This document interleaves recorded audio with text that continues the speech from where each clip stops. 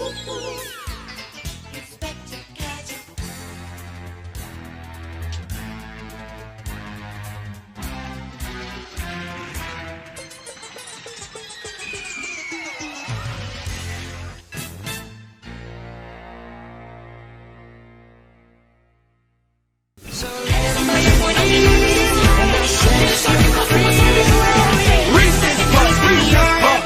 'em up, beat 'em up, beat 'em up, beat 'em up. Reese's Puffs, Reese's Puffs. Eat 'em up, beat 'em up, beat 'em up, beat 'em up. Hey everyone, we're back, hopefully. Yes, definitely back. Yeah, good. Good. We back now. We back now. Yeah, that was brief. Unfortunately, there isn't really a template to do the full song. The full song exists, and I could try to, like, put the sprites down to the song, but, That just sounds like excuses to me. Don't call me out like this! You horrible, you horrible, horrible woman! By the way, MF, you can, Who I am. You can hear Haley, right? Please tell me you can hear me. Otherwise, I'm going to go, like... Yeah, he can hear everything. Good. Good, because otherwise I would have just, like, thrown myself. Thrown yourself against the wall. Yeah. It'd be like... I would have put my head in my dishwasher. No, don't do that. That would be bad. But anyway. It would be bad because it stinks in there today. It had an issue. Oh, Smells of curry. Smells of curry? Ew. Yeah. Alright. So we will... curry. Yeah. Yes. Final case! Final case, yeah! Final case of the first game. Yes, final case of the first game. The Hound of the Baskervilles, oh my.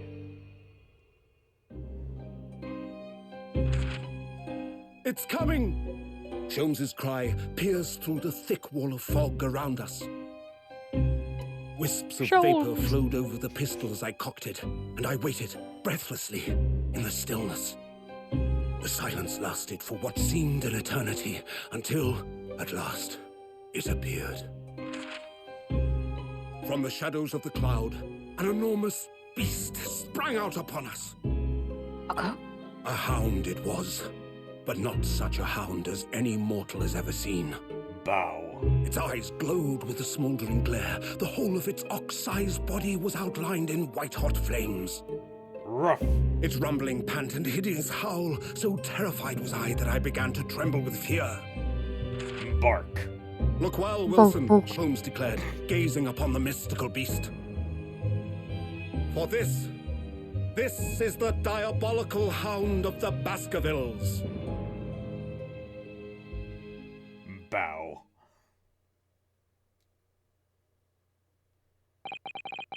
Our first 2 months in London passed by in a flash. In that disconcerting courtroom experience, we were first thrown into the day we arrived in the country, and in Soseki-san's terrible ordeal that had followed closely behind, we had emerged victorious. Victorious! Yeah! However, there then came an abrupt end to our opportunities to appear in court. Which is hardly surprising, of course, since I was nothing more than an amateur, an unknown student of law from a faraway land. So life in our little office was very quiet. That is, until it was shattered one day by that fateful telegram.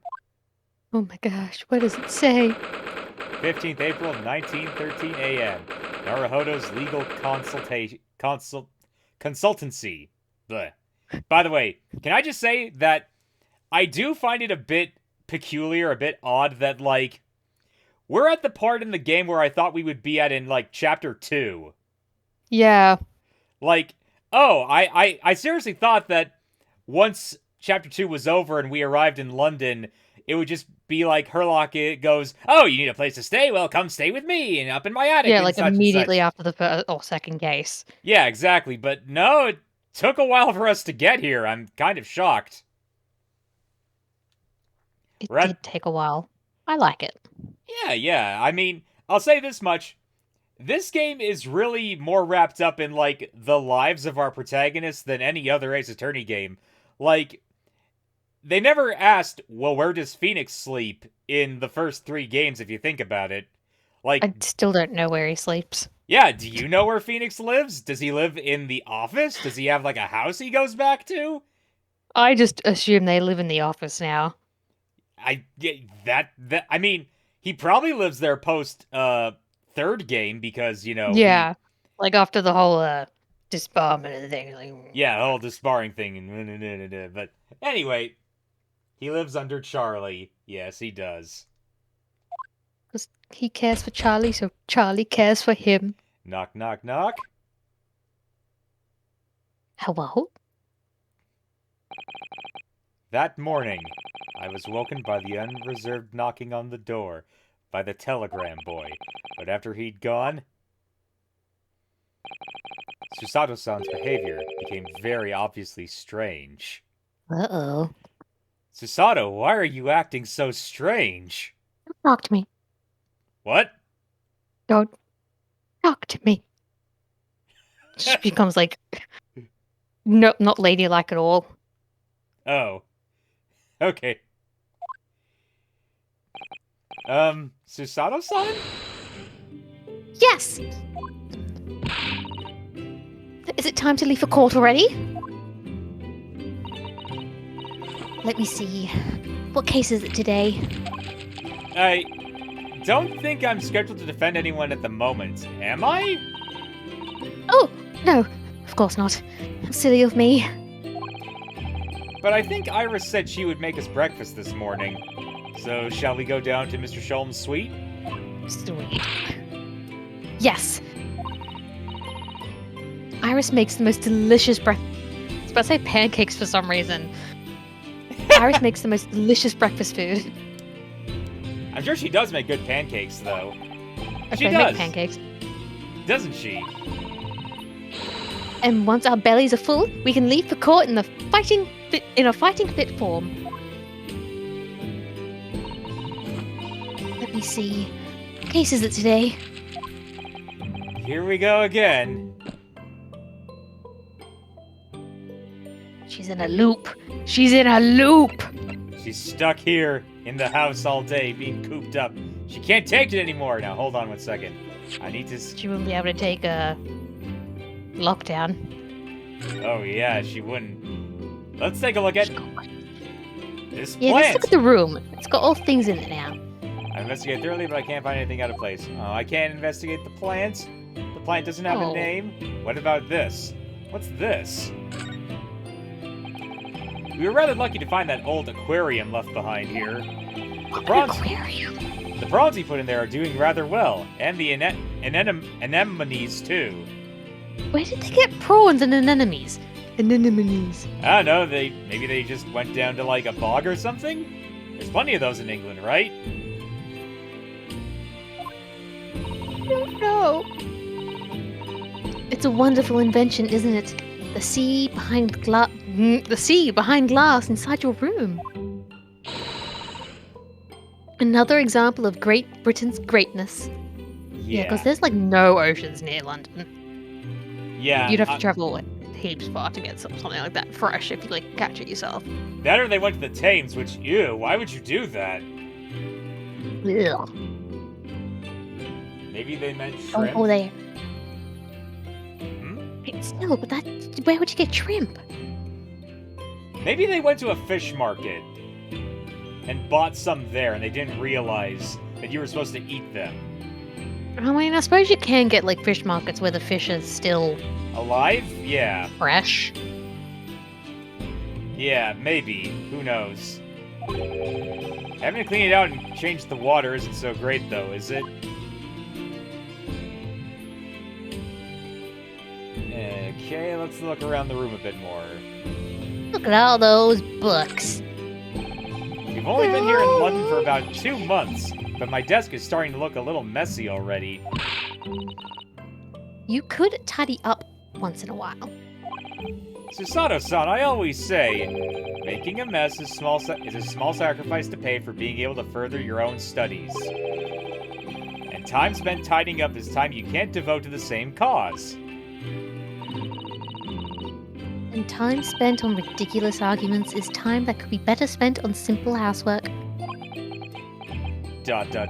She wins, but I'm supposed to be the lawyer here.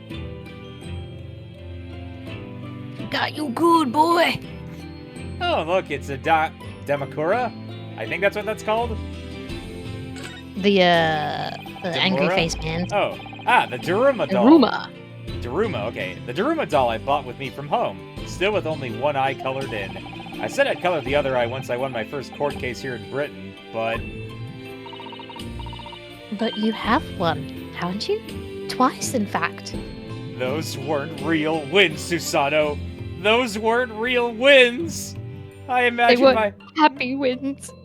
I imagine my victory next to Kazuma. Because I feel as though I'm still lacking as a lawyer. I tell you what, why don't you color the other eye in once you think I'm a proper, full-fledged lawyer? If you insist. Never gets colored in. Oh. It's spring at last, and the weather is warmer now. Ha! Wait, why'd you laugh? Warmer in England. Sure. Right. But I love the smell of fire and the steam rising from the kettle. Oh, would you like some tea, Naruhodo-san? Thank you, Susanoo-san, but I'm alright for now. With the green tea Susanoo-san makes me from time to time and Iris's unique herbal infusions, unique herbal infusions, this place is paradise for a true tea lover. Green tea is such a wonderful accompaniment to British tea cakes, don't you think? I don't like green tea. I'm sorry. No, I could never get a taste for it. So this is the tea set that Susanoo-san brought with her from Japan. Let's hope she hasn't noticed me slipping sugar and milk into my cup when she makes it. Just so bitter. Tea is a drink to be enjoyed, Naruhodo-san. You really don't have to force yourself to drink it, you know. I don't like to see you screw up your face so. I like milky tea and sugary tea. That spade has been here since we started renting the place. Oh, that's not a spade, Naruhodo-san. It's a shovel. Oh yeah, and you're gonna say that that ladder over there is actually a step ladder, huh? But why would you bring that up? What does that have to do with this shovel? No, shovels are for digging. That's for scooping up loose materials. It's a spade. Oh, no, it is. No, spades are for digging. It's for scooping up loose material. It's a shovel. I don't want to dig a hole for myself, so let's leave it. Okay, so this is the step ladder conversation. See, when I think of a spade, I think of, like, a handheld one. Yeah. With one hand. And a shovel, I think of, you know, what's on the screen. The big one, yeah. The one that you kind of grip. Yeah. They're both used for digging. Ah, this must be the telegram. Let's see. Oh, that's... I'm not going to scream that. Okay. No, you mustn't look at that. Not under any... Wow. Not under any circumstances. What? What's wrong? And oh, these are your measurements, huh? Ooh. That's so difficult for me. It's okay. It's okay. Okay. Alright, I won't. I'm sorry, Naruhodo-san, but you can be very mischievous at times.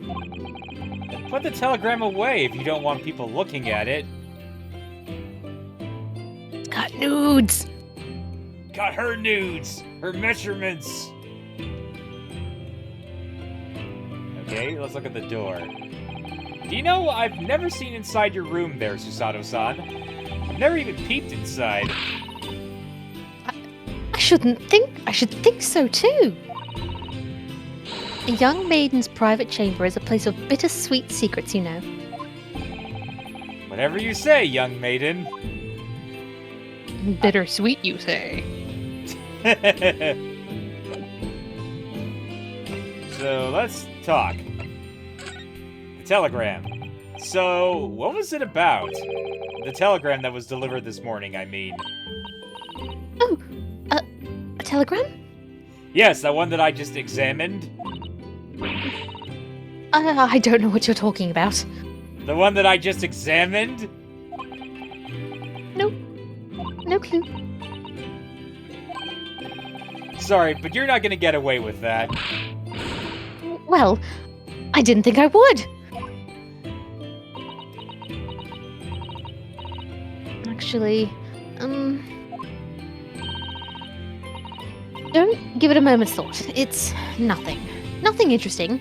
Boring, in fact.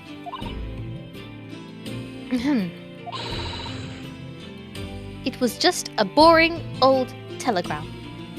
Gram. That's 3 times now that she's tried and failed to convince me it was nothing. I promise that I'll tell you about it at some point. It might actually be an assassination letter to kill Van Zeeks. Alright, I understand. You can't kill him, he's a vampire! Well, I mean, we can. We just gotta put a stake in his heart and then put him out in the sunlight. Stake him and bake him. That's what they do. Oh my god. Steak and bacon. Bake. God, English! Oh, by the way, in case you're observing the thing, I put Magnus Magilda down the corner there because it's St. Paddy's Day. I did notice him. It's Happy St. Paddy's Day, everyone. Yay! Look at the Irish to y'all. I suppose Soseki-san will have arrived back in Japan by now, won't he? Yes, I should think so. He left immediately after that. My brain went to autocorrect, not autocorrect, went to autofill and say oatmeal instead of ordeal. He left immediately after that terrible ordeal. You know, with the oatmeal. Yeah, that oatmeal was really, really bad. I could still remember his cries now. Oh! This oatmeal! It's so bad! Oh! The noises, gosh, no. It's terrible. He was in the bathroom for like 3 weeks after that. Ugh. Ugh. Which would mean he should have completed the voyage already, or be just a few days away. A fortnight ago, we had a very long telegram from him.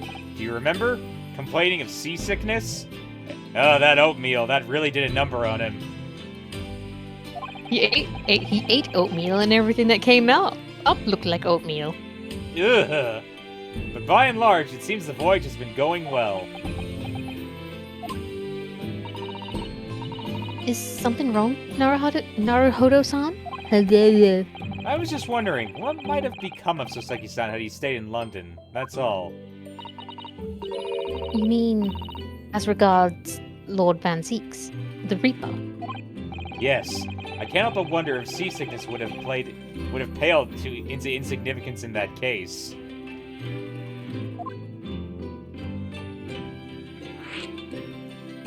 Alright. The Reaper. What is it they say? That no one who stands in the dock can be saved from the Reaper, right? Crispy. Like the way that nightmarish trial ended on the very day we arrived in London.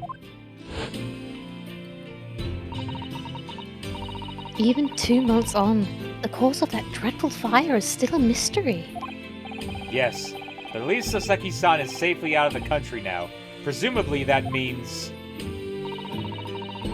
That the curse of the Reaper can only take effect within the confines of the city of London, perhaps? Even if that's the case, it's little comfort. I have a terrible sense of foreboding. Uh-oh.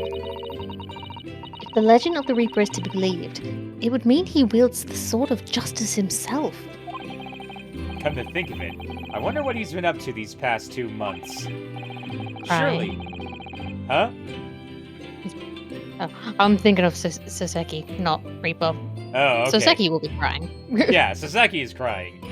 Surely not wielding that sword against more acquitted defendants. Oh, he's wielding that sword all right. What is a man? A miserable little pile of secrets. I've had enough talk. Have at you! And then he fights Simon Belmont. Or Richter Belmont, actually. He's off doing vampire stuff. No, I don't think so. Apparently, Lord Van Zeeks hasn't appeared in court once since our last encounter. Yeah, see, he's off in his castle in a coffin somewhere. He's doing vampire stuff. Oh? Yes, since Oseki-san's trial. He's withdrawn from the what's that fucking word again? Judicial service again, it seems. You did it! Yeah! Pat, pat, pat. Hands her a little dog biscuit. Wait, why are you giving me that? I don't even have a dog. Really? Just like before, when he wasn't seen in court at all for several years. So it's been me, who's had to face him in his recent spate of trials then? He's an introvert. Ugh, just my luck.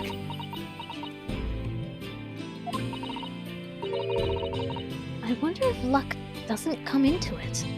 Wait, are you saying he's prejudiced against Japanese people? Is that it? Is he a racist? No, he's got a crush on you, Naruto-san. He's a racist! He What likes a- that tight booty. What a racist! He wants the booty. Sorry? What was that? Oh, nothing. Never mind.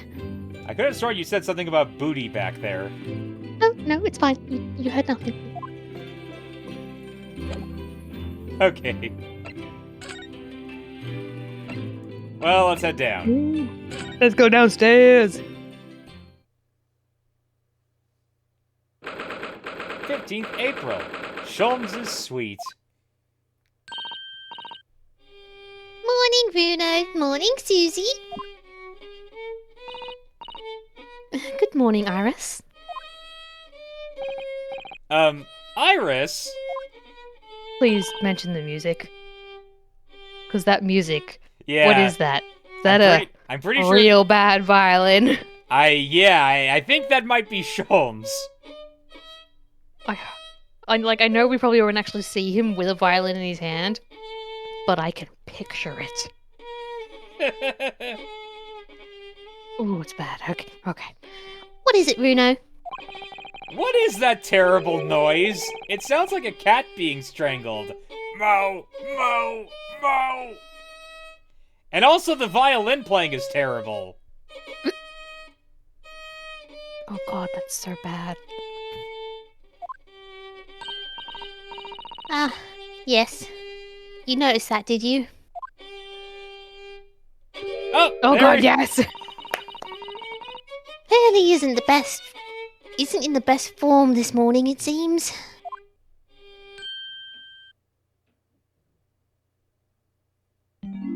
Oh no! Hello. What's wrong with him? Hello, Mr. Sholmes. Good morning. Oh, that's Reno's game. My bad.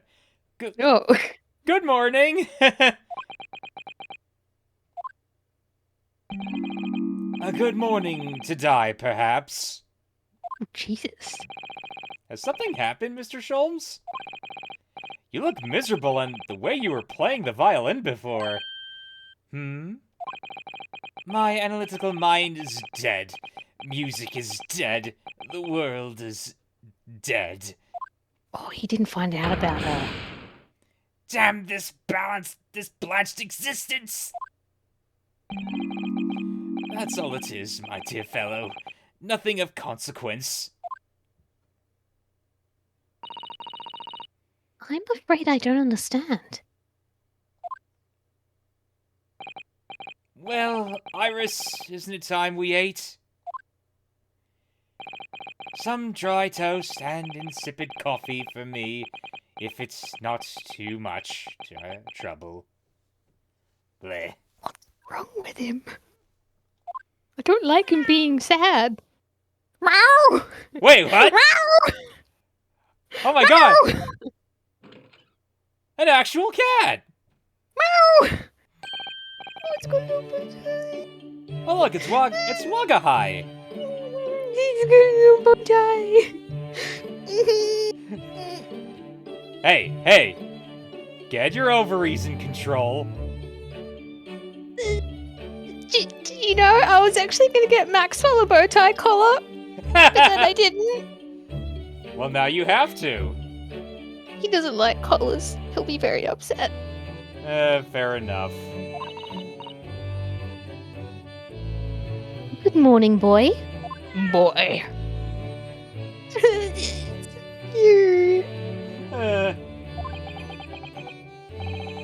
That must be some sort of tiny door for cats to use. But how did it get there? Someone installed it, obviously. Well then, everyone, time for breakfast. Oh, wonderful. Let me help you, Iris.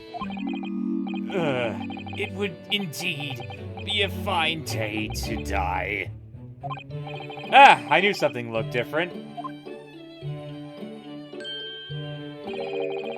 Something's missing from Mr. Sholm's desk.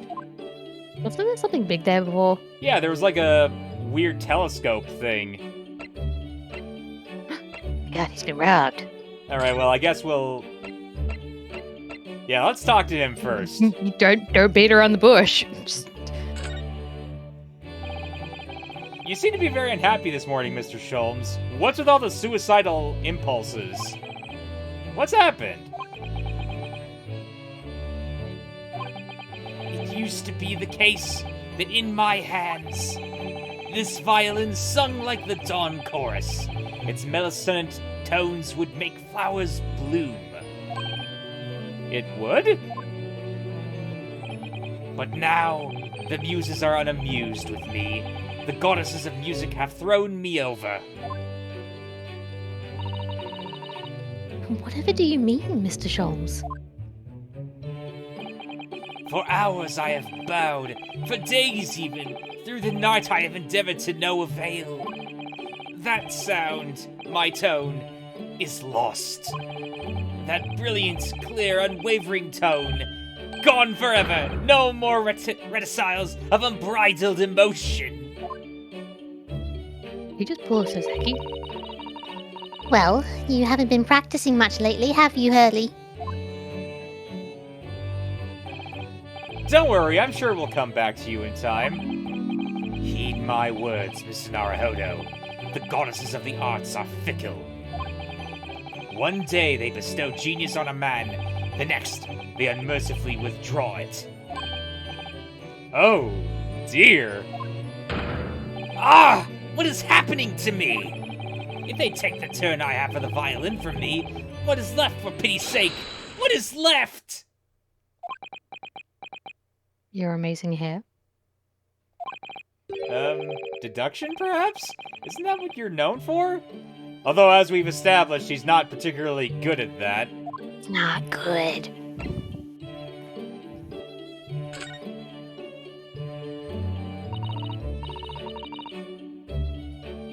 Mr. Sholmes, I don't like to pry, but... Your desk looks rather empty today. Ah, well done, Miss Susato. Your observational skills do you credit. Oh, no, Mr. Sholmes. They pale into insignificance when compared to yours. Susato, you know he's... Never mind. You'd struggle to notice, wouldn't you? You mean Hurley's great? Oh, analytic scope. That's at Windy Bank? That's at Windybanks now. So many new words. Sorry, it's at a windy bank? No, Windy Banks, the pawnbrokery. What? You mean you've pawned that enormous machine of yours? It has some considerable value, you see. Quite undeservingly. But isn't it a very important machine for your work? I do wish you had consulted us if your situation had become so desperate. I should have... Excuse me. I should have gladly passed what little income I have to you. Dear Madame, things are far from desperate. The pawnbroker has your wonderful machine. How can it be anything but desperate? Making use of a pawnbroker is quite ordinary here in London, I assure you. It is? Doesn't sound ordinary at all. It would seem that neither of you fully understand how pawnbroking works. Oh, what's to understand exactly?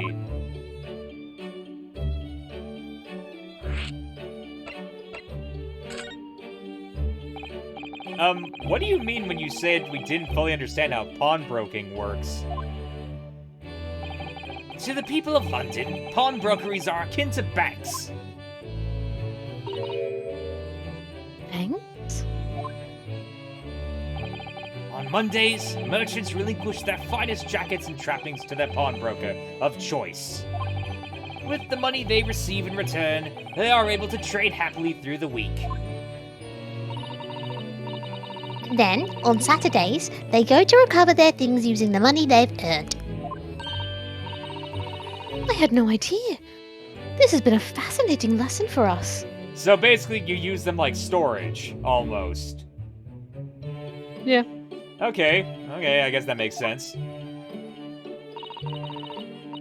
Everyone does it, you see, especially people in inner London. And should they have money to spare, they would purchase another fine jacket. Not to wear, obviously, but to pawn, should the need arise. How ingenious. So, whenever we have something that's getting in the way, we leave it at Wendy Banks. I keep thinking it's going to be like Wendy Banks Banks. Wendy Banks, you see. A pawnbrokery can be thought of as an extremely secure vault. Who would have thought that even pawnbrokers are different here in Great Britain? Of course, you have to watch Hurley with it. Sometimes he pawns things he really shouldn't. Yes, hello, pawnbroker. I'd like you to take this really small child. Here you go. Oh, Hurley, relax. we've talked about this. Oh, relax, Iris. It'll be just like a daycare. Hurley, no. Don't you, Hurley? Yes, I tried to pawn you off one time.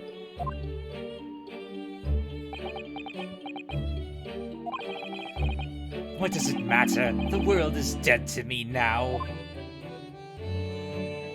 He's so dramatic. He is, yeah. Alright, well, She's so tiny and pink. she is Chibiusa. We've established that. Look at Mr. Sholm's desk. It's completely clear. Isn't that enormous machine usually on it? We can never hope to understand what goes on in the minds. What? On in the great detective's mind, Mr. Naruhodo. You did good. No, I didn't. Why? Next time we're invited, we may find he's vacated the entire suite. That's scarily plausible, actually. Well, we're off. Yeah. We're gonna be going to Trinidad and Tobago for a week. Hope you two enjoy the premises. The fire is burning comfortingly in the great hall again. Blah! See, even I can mess up. What's wrong with us today? The fire's burning comfortingly in the grate again today. It's a very different feeling to a Japanese hibachi somehow.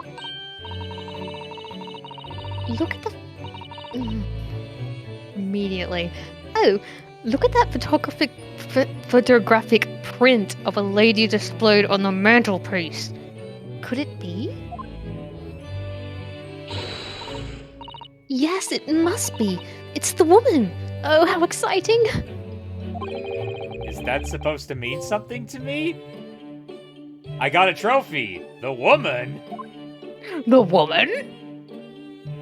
Maybe from one of the books? I guess they mean, crap, what's her name? I've forgotten her name as well. Yeah, I'm thinking of the same I know, person. I know who it is. It's the one from A Scandal in Bohemia, I believe. Irene Adler, that's it. Okay, what's over here? Oh, her big typewriter. I want that chair. That's a cute little chair. That would look good for you. What about the little tea set with the hearts? I do want a tea set. The one with the little hearts on the Yes, sugar I want that. container? I want sugar containers with hearts on it. Iris's beautiful tea set is there on the table as usual. A cup of one of her special herbal blends always helps me to relax when I'm feeling the strain. The English pastime of tea has many similarities with our own tea ceremony customs, don't you think? It's the idea of hospitality behind it. That's the essence of tea.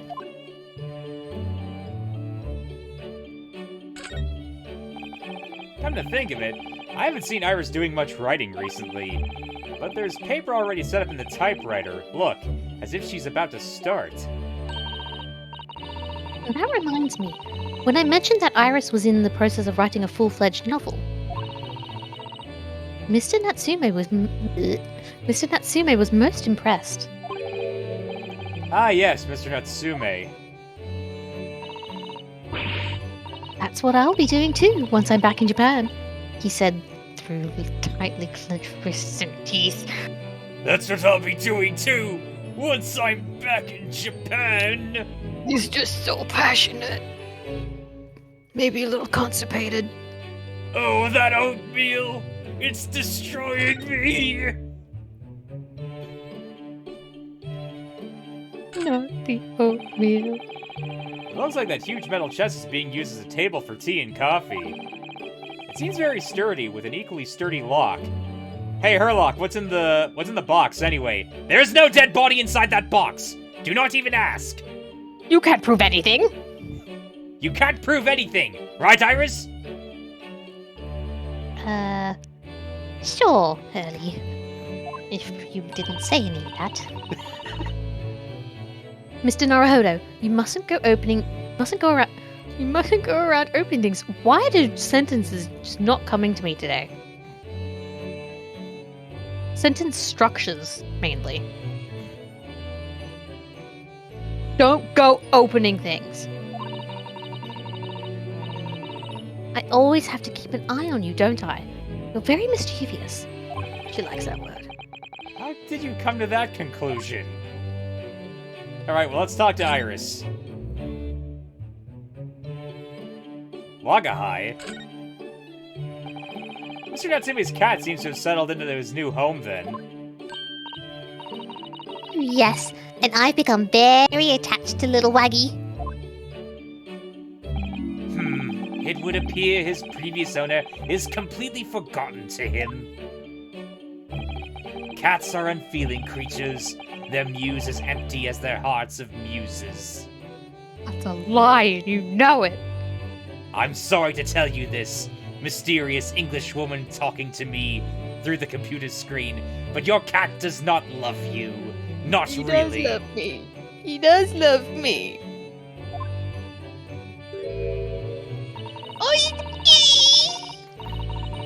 If Mr. Natsume had no intention of taking Waggy back to Japan, Oh, wow, I completely went and said Japan differently to the accent. I wonder. Oh, God, help. I wonder why he kept him in the first place. I expect he would have taken him if he could, but pets are strictly forbidden aboard steamships in our experience. For good reason. Terrible things can happen if the rules of passage are not obeyed. Yeah, you know, like my best friend could get murdered by a Russian ballerina.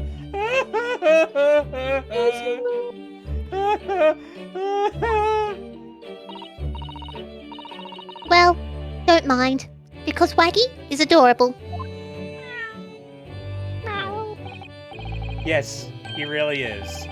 Oh yes, what about the door? I don't remember seeing that tiny thing in the main door before. Where did that come from? Oh, you noticed? You are observant, Bruno. Look, I used this. It's my latest invention. What? What is that? I call it The cat flapper-mat. Every time she names something, it's just like in a completely different voice. I call it The cat flapper-mat. How did you? How did you do that? do what? Gosh, a machine for making doors just for cats? That's right.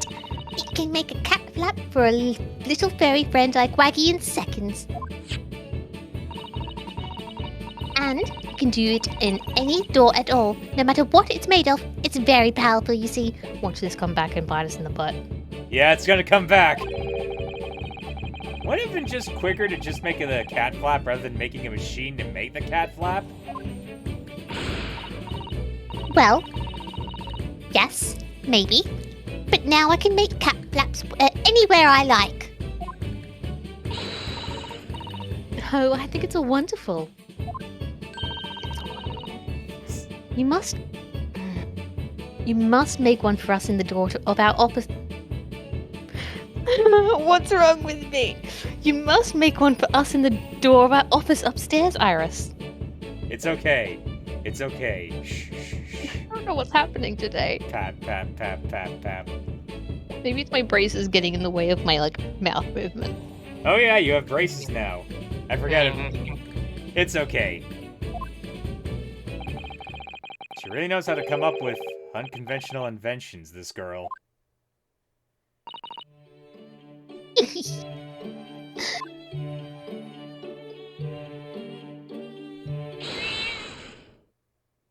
No, what's wrong, kitty? What was that? Wagahai?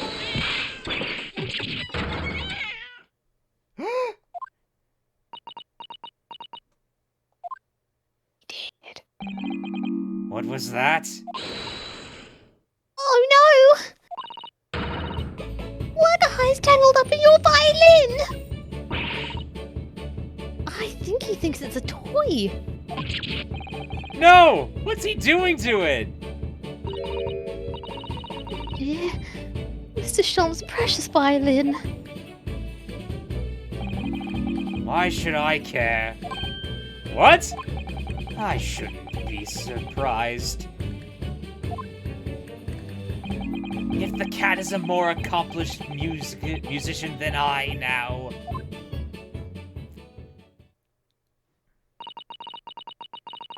Mr. Shulms really is in poor spirits, isn't he? Well, anyway, I'll put it back where it lives, shall I, Hurley? Out of the cat's reach if possible. Maybe we should assess the damage.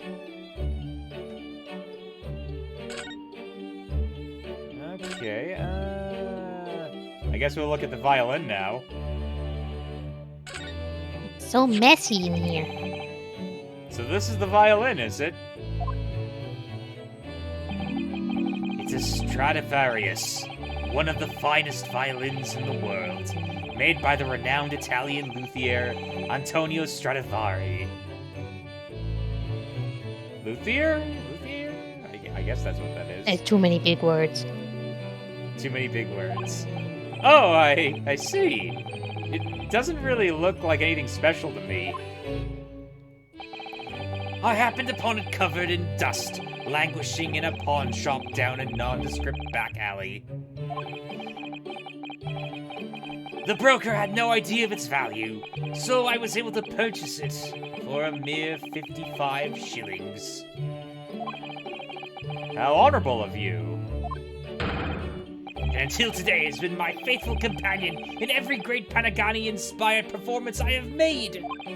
I ask you, is there reason to live in a world devoid of music to tolerate this blanched existence? No! There is none!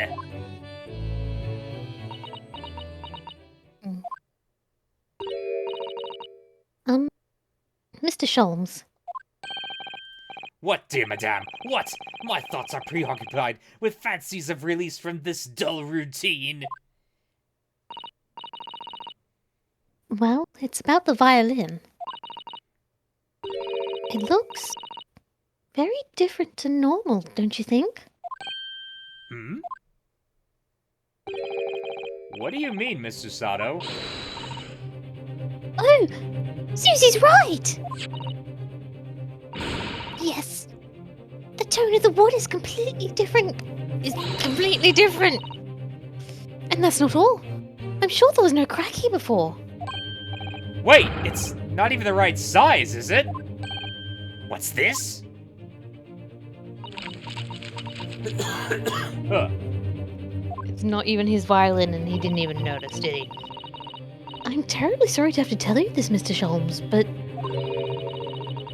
that instrument isn't a violin at all. Then what? I believe it's an entirely different instrument. It's called a viola. He didn't notice that he wasn't even playing a violin. What? He just rolls on the ground. Oh, Mr. Sholmes, are you all right? You're right! You are quite right! This isn't my faithful Stradivarius! So what? Pray, is this piece stringling flotsam? Not your faithful performing partner, then? I see what must have happened. You do, Iris? This is just a simple mix-up. Oh, maybe he pawned it and then bought the wrong one back. Yeah, that makes sense. It sounds like Iris might be able to tell us exactly what's happened if we ask her. I mean, Alright. why else would they bring up a pawnbroker situation? Yeah, exactly.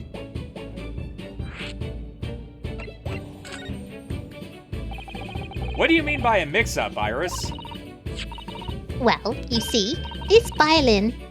Sorry, this viola, I mean... was at Windybanks until last week. The pawnbrokers? Not Mr. Sholmes' beloved musical partner.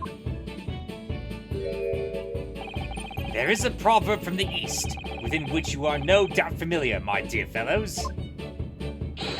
Always let a beloved child travel. Well, Iris, that's why you're going to Windybanks now. For a whole week. Go fetch it. Yes, indeed. So you sent your beloved violin to the pawnbrokers in the hope that it would experience personal growth? Oh, what a wonderful idea. Last week, I pawned my great antelescope in order to release my precious instrument. But it would appear Mr. Windybanks mistakenly furnished me with a tawdry fiddle instead. But my ears cannot be deceived by the hollow timbre of this piece of timber. No, but your every sense was deceived by the fact that you just had it Bleh.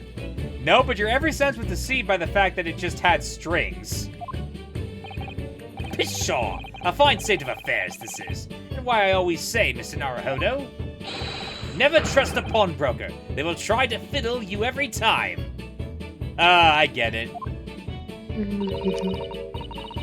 But earlier you told us that you could think of a But earlier you told us that you could think of a pawnbrokery as an extremely what? It's Extremely secure vault. It's okay, Susato. It's okay. Shh. You're not having a stroke. Gently holds you. Gently holds you. Having issues, man. Come, Miss Naruhodo. Dilly-dallying will get you nowhere. Sorry? Crunching your toast with that vacant aspect. Frenching your coffee so obtusely. Fressing, my bad. Are you not a little embarrassed by your own conduct, considering the urgency with which we are faced? We must visit Mr. Windybank's brokery at once. That's right, isn't it, Mr. Sholmes? Precisely, Miss Susato. Without a moment's delay. But I haven't finished my bacon and eggs. My dear fellow, surely you not still intend to crunch your bacon with an increasingly vacant aspect to fresh your eggs even more obtusely. Alright, say no more. Let's go then. Bacon and eggs. Don't worry, Bruno. I'd be happy to heat it up for you again later. I meant if all you got was a mug full of oatmeal. Oatmeal. Well, that's bad, because as we've established, oatmeal is bad. Oh, thank you, Iris. As it happens, I am rather curious to see what a British pawnbrokery looks like.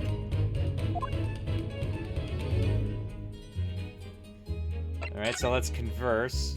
Nothing there. Examine. Anything else we can look at? No. Probably nothing to Well, we got that up there. Let's take a look at the it. plot. That's a charming little white shelf, and full of charming little bottles, too. But the contents of them aren't quite so charming, it seems. Science is the future, Mr. Naruhodo. You can't deny it. Science? The kingdom of science? Excuse me. I'm saving my money so that I can buy some chemistry apparatus as well. So, what, are you gonna change your last name to Sky sometime down the line? Chemistry, takedown throws. What diverse skills you boast, Miss Susato.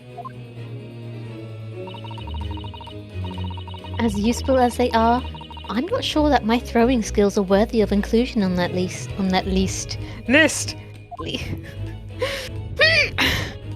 We're just going to ignore everything I say. No looking back. Stop it, you're beautiful. You're beautiful. No one's allowed to say anything. You're beautiful. Oh, we can examine Baker Street now. That's cool. It's for rent. Oh, look, it's our is it literally, like, just down the road? Yeah, it's, like, right there. Wow, okay. It's already been 2 months since we started taking lodgings here at Mr. Sholmes' office. I still can't quite believe it. I never expected things would turn out like this. Oh, I know. To actually be sharing accommodation with the world's greatest detective?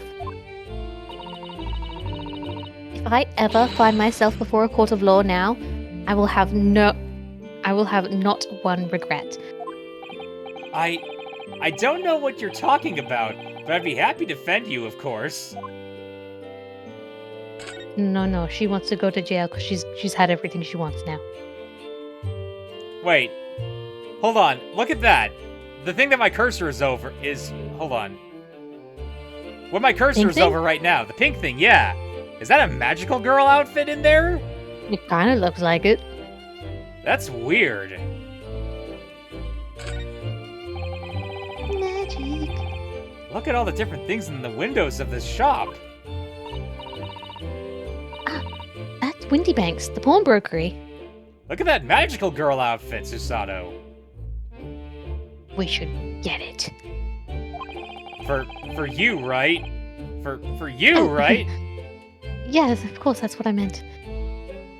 Or for Iris? Not that. Totally, yeah. Just buy it anyway, yeah? Okay.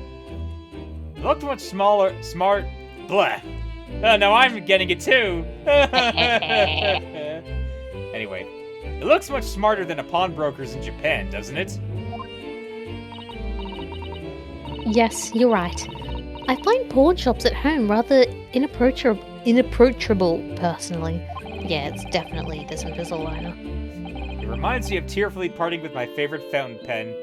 I felt so miserable. What doesn't kill us makes us stronger, Mr. Naruhodo. I suppose that's true. Unless, of course, you're Kazuma. Let's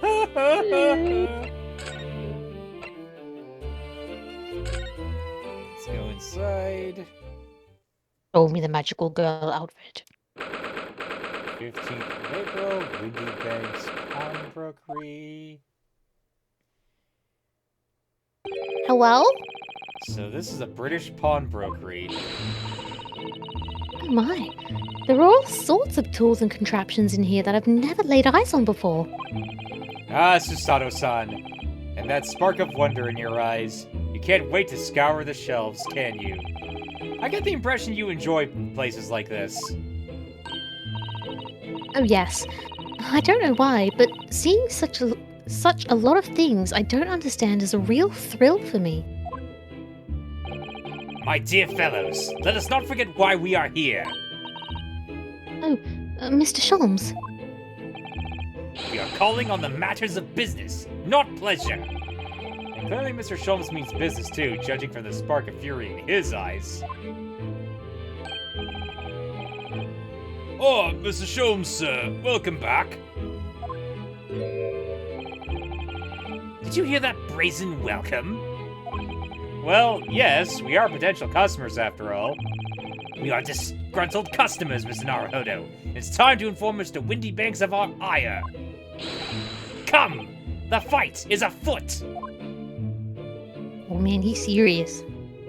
Ah, got you Hello, nice, sir. got a nice pink bow tie, too. He's got a lovely bow. I'm trying to think of a different voice I could give him. Let me think. A very, very high-pitched voice. Okay. Don't do it. If it's a strain, don't do it.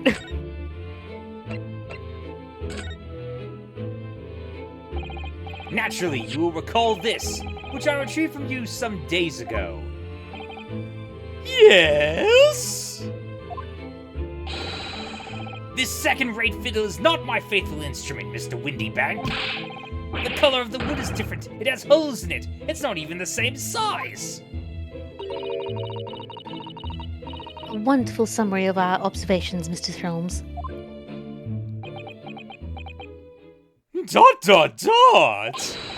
I'm so very sorry, sir. How utterly unforgivable of me. An inexcusable mistake for a pawnbroker. There is only one way to make amends.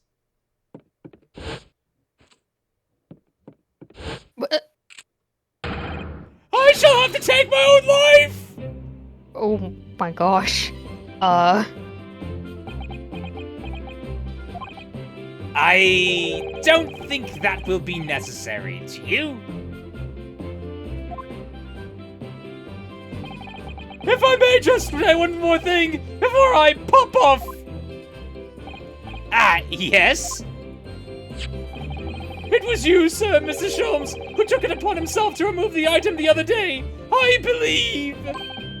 Sorry? As I recall, I entered the storeroom to fetch your violin when I heard, here it is! You did? Oh, Sholmes. And when I turned it over to you, you had taken the violin and left, sir! However, there can be no doubt that the blame lies firmly at my own door for allowing you to leave, so I shall not grumble or grouse any longer. May this guilt die with me! No, stop, my dear fellow! The fault is mine!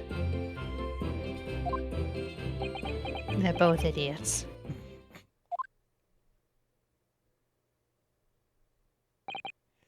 Phew! It would appear that the fight is over. I do humbly apologize, Mr. Windybank. Evidently, my questionable disposition precipitated this tragedy. My questionable disposition precipitated this tragedy. Right. That's too many big words in a row. Well, you wouldn't be Mr. Herlock Sholmes without that. Questionable disposition now, would you? Haha, I do believe you may be right, sir.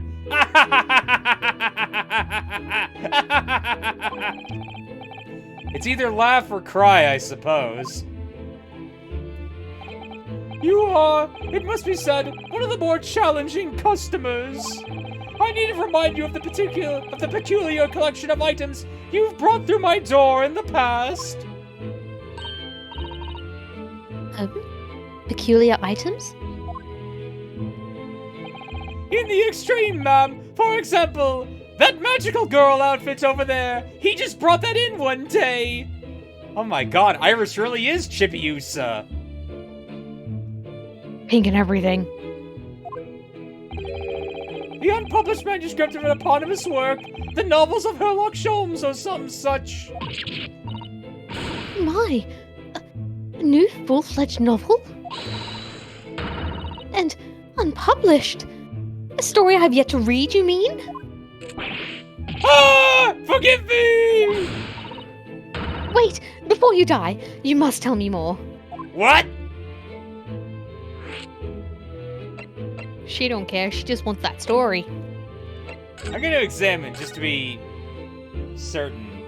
Oh, it's April 13th, 15th, I think. But yeah, I'm not seeing a magical girl outfit here, unfortunately. Oh, well look, there's A spade. Let's tap.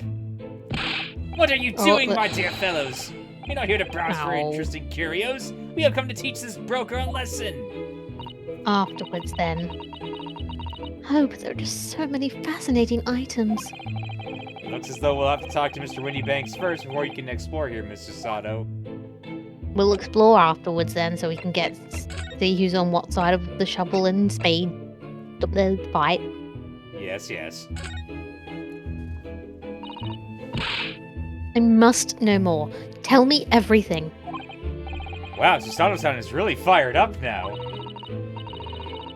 Is there really an unpublished story under this very roof? Oof.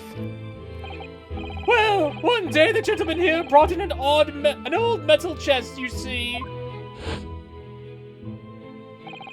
I should like to entrust this to your care for a while, Mr. Windybank. For a chest like that, 1 shilling, sir. Not a farthing more. It houses something of great value indeed. The latest manuscript, recounting the adventures of one Mr. Sherlock Holmes. I beg your pardon? A manuscript? You wish to depose a manuscript? Indeed I do, for I'm confident it will be quite safe here. And that was that. As such, Mr. Sherlock's Mr. Sholmes' latest tale of otherworldly mystery lies dormant in my storeroom. Mr. Sholmes, is that really true? Do I sense that someone doesn't want to talk about this? I continue to pay your fee, do I not? And kindly continue to store my belongings. Securely. Of course, sir, of course. They're safe and sound with me, I assure you. On my life! Dude needs to chill. This is all very strange. Yeah, this is, I don't like this guy's vibes. I wonder, can I ask you something? Can you summon a persona with that? Oh my gosh. What are you talking about? That's insane! Ah, a gentleman from the East, I see! Yes, that sable suit. I suppose I could offer you 6 pence for it. Without wishing to offend, the tone is somewhat dull. Sorry? But for your splendid attire, ma'am, 5 guineas, no less. The colors are exquisite, design exotic, Eastern artistry at its finest, may I say. Oh my. Guinness, you say? Guinness. How interesting. Why do I feel as though I've suffered some sort of defeat here? Actually, I was hoping to ask you about your business. I've heard it said that pawnbrokers are used rather like banks here in London. How am I going to find guinea pigs? Guineas!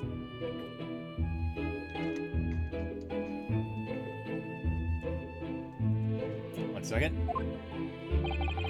Yes, sir, indeed. Many of my customers utilize the establishment as you describe. I appraise their items and offer them a proportionate loan, then 2 months of secure stowage. If in that time they repay the original sum to me plus the agreement interest, their items are happily returned. But what happens if they don't pay you the money? And the items are offered for sale in my shop, as you can see on the shelves behind me. So you never sell items before the 2 months has passed then? That's right, ma'am, that's right! Which means some considerable responsibility rests on my shoulders. Should a customer's precious belongings be lost, the only recompense is for me to end it all! The very idea, Mr. Windybank, is an absurdity. One should never talk of one's demise so casually. Says the man who was telling us all it was a good day to die only this morning. And let us not forget that I have already helped you take measures to ensure such a tragedy never occurs. Oh, what sort of measures? I engineered a simple device with which Mr. Windybank has installed here in his shop. I call it the Red-Handed Recorder. Is that not so, Mr. Windybank? Oh! What was that deep sigh about? Is it something stupid? What on earth is a red-handed recorder? Use your eyes, my dear fellow. There are 2 just below the ceiling. I can see where it appears to be a camera attached to some sort of timing device. Very astute. It is indeed a camera, furnished with some 100 pieces of celluloid film. And every 30 minutes precisely, the camera automatically records the appearance of the shop. A lot can happen in 30 minutes. Yeah. Here, I have an example I can show you.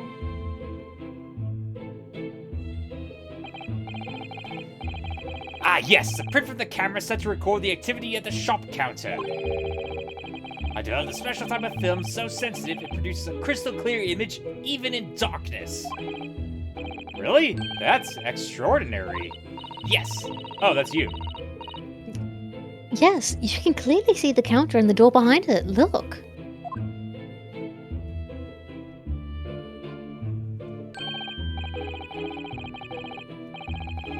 So you see, were someone to enter the premise with ill intent, his identity would be summarily exposed. But did you not say that the photograph prints were taken at 30-minute intervals? Indeed, as you say, my dear madame. Then, what if the incident were to occur in between times? One could only say that would be a cruel twist of fate. I must confess your devices has been giving me some cause for distress of late. I beg your pardon, Mr. Windybank. Surely they are anything but distressing. Reassuring is the word. It's the cost of the film, sir. You most graciously placed not 1 but 2 cameras in my shop, after all, which means I must pay for nigh on 100 utterly useless prints every single day. I'm afraid the cost of the film will break me before I'm very much older.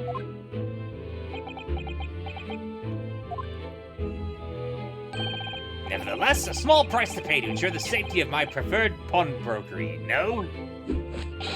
My dear fellows, we're on the verge of an age where safety and security come at a price. Oh, heaven help us!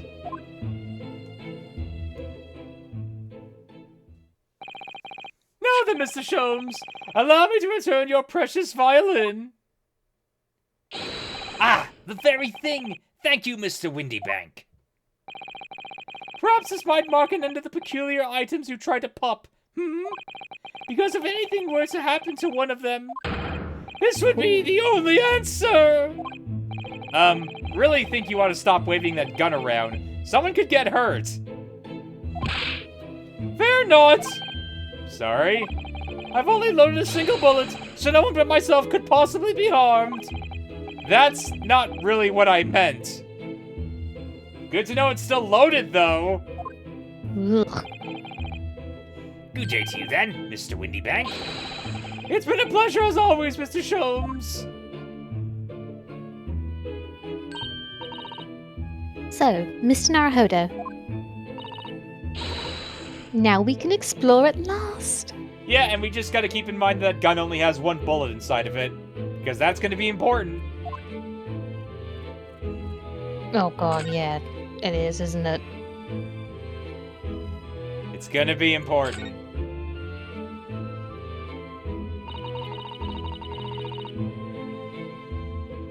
Look at that enormous ledger open on the counter there. Yeah, it's pretty big. Mr. Windybank is, if nothing else, very particular about recording the items he accepts. He'd have to be, otherwise he'd get himself into all sorts of trouble. Which might explain the thing that catches my eye far more than the ledger. This revolver here. Do not entertain even a single thought of pilfering an article herein, my dear fellow. I assure you, Mr. Windybank would not hesitate to draw that weapon with a speed belying his portly size. You don't mean he'd... Blow his brains out? Indeed! Recompensation for his blunder. Oh my. I do not like the environment in this place. Yeah. But in any case, of course we would never do such a thing. How could you even suggest it? So I guess we're not going to talk about shovels then. That's... Or spades, as you would call them. Ugh. There seems to be a little door hidden behind that curtain there. That leads to the storage room, where Mr. Windybank keeps articles that are currently in pawn. I see. There's nothing of particular interest inside. I certainly wouldn't recommend any larcenous activity. Recommend it or not, it's not something I tend to do. There's but one key, and Mr. Windybank keeps it in his pocket at all times. Before he sleeps, he places it into a small pot, which he slides under his pillow. How on earth do you know about that, Mr. Sholmes? I'm a detective, sir. It is my business to know what others do not. I'm frequently assailed by information that I neither cared for nor wish to retain. Mr. Sholmes, you are a wonder. And the prime suspect of this pawnbrokery is ever burgled.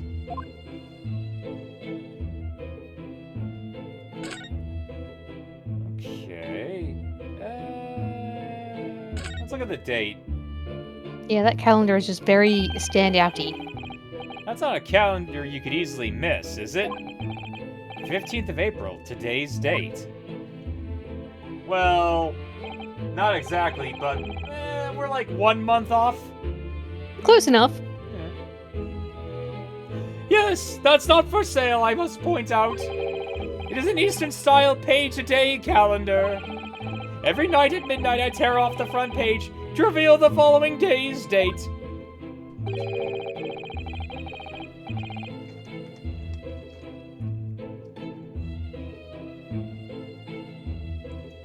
The perfect calendar for a tearaway fellow such as yourself, Mr. Windybank. And who was it who walked out of here with the wrong violin before? You fool! Well, when the agreed storage period is passed without repayment, articles are forfeited, you see. So I have to keep a close eye on the date. It's something of a pawnbroker's obsession, you might say. Oh, yes, I can see you're very dedicated to your job.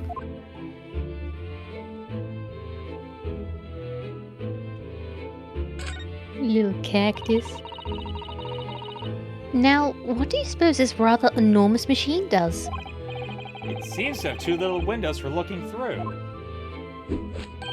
Allow me to enlighten you, my dear fellows. What you are looking at is a stereoscope. Fascinating. It is aptly named, I assure you. Look through the eyepieces and see for yourself. Oh, I should be delighted to. Excuse me a moment while I just have a look. Just before you do, there is something I should point out. My dear fellows, in order to see the image properly, stereoscopically, as it were, you will need to be cross-eyed. However, if that is beyond you, it is of little consequence today.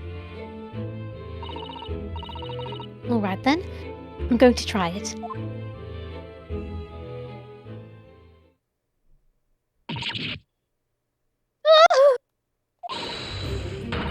Mr. Naruhodo, you must see at once. Oh, alright then. Whoa, the music changed. So I need to be cross-eyed, like I'm trying to look at my own nose.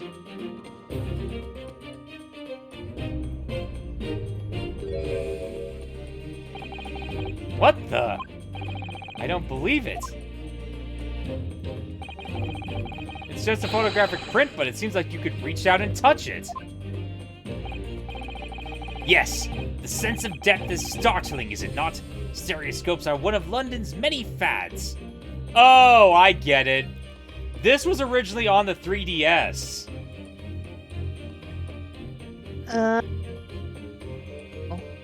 So it would have actually popped out as 3D on. Yeah, it would have come out and popped out as a 3D on the 3DS. Yeah. No, that's a shame. Oh well, yeah. Nothing we can do about it, but Oh well. they are often found in little stalls in the park. People queue for hours to see them. Why? Why are people meddling with such black magic? It's magic! Destroy it! Ryunosuke just holds up a giant battle axe, walks toward it. Please put that down. It's magic! Destroy it! Kill it. Kill it! It is no magic, my dear madame. It is, well, far too complicated to explain at present. We shall save this lesson for another day. Oh. He wouldn't use a battle axe, he would use a Masakari. Oh. I guess he would, yeah. Okay, let's look at this. Look at this. What could this lovely big shiny box be? That, my dear madame, is a music box. Surely you have such things surely you have such things in your own country. My, yes, but I've certainly never seen one so large before. Shall we listen a while?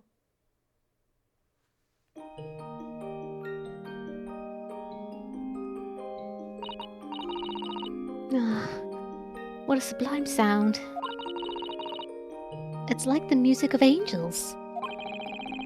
I've never heard anything like it before in my life. This particular specimen is of the larger variety, commonly found in public houses and restaurants. There's a metal disc inside on which the notes to be played and recorded.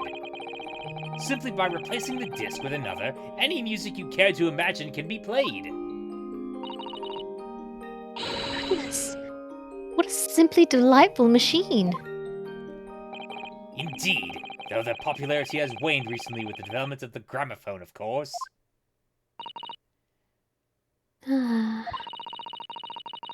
Science and technology advance at such an overwhelming pace.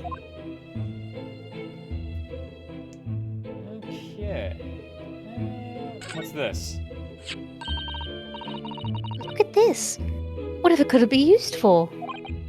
I have no idea.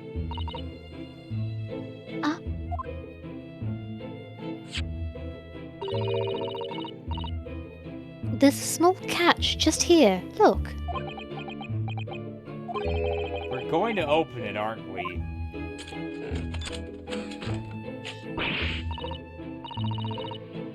Oh my, that's amazing! It has some sort of spring-loaded mechanism. Which we'll never manage to put back the way it was before. What are you two doing? What? Us? Nothing! No, nothing at all! Whatever this device is, it seems to have a pair of little windows to look through. I've always seen something rather similar to this elsewhere.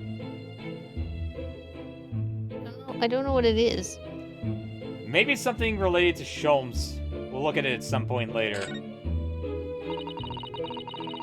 What an assortment of things there are on the shelves here. Crockery, footwear, clocks and watches. Almost anything you care to imagine. Those are fortified items, offered by sale for the pawnbroker. Bleh. Those are fortified items offered for sale by the pawnbroker, my bad. What does that really mean, though? When you pawn, or colloquially pop an item, the broker loans you money against its worth. He stores the item for an agreed period of time, after which the loan must be repaid. If not, he is free to display it in his shop for sale at a price of his choosing. Oh, yes, now you've explained it, I'm noticing the little price tags on everything. Of course, simply by paying the agreed interest on the loan, one can extend the period for safekeeping. So you may pawn that black garb of yours without fear, my dear fellow. My treasured university uniform? Never! It embodies my student spirit!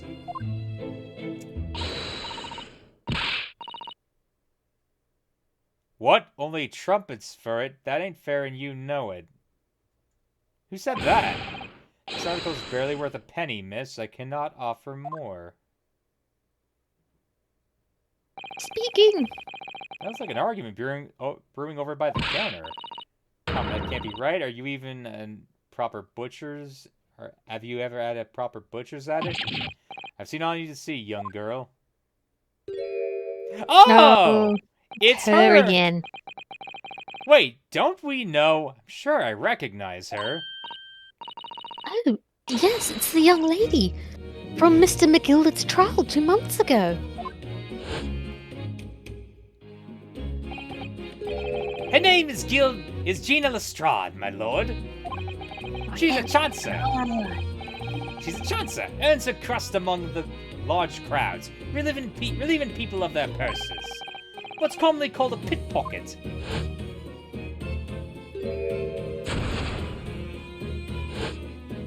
I believe you voiced her last time. Yee. I just can't really remember. I think you tried to give her like I'll a have to- Cockney accent. I'll just say whatever comes naturally. Alright. Oh, Bennett, you lot!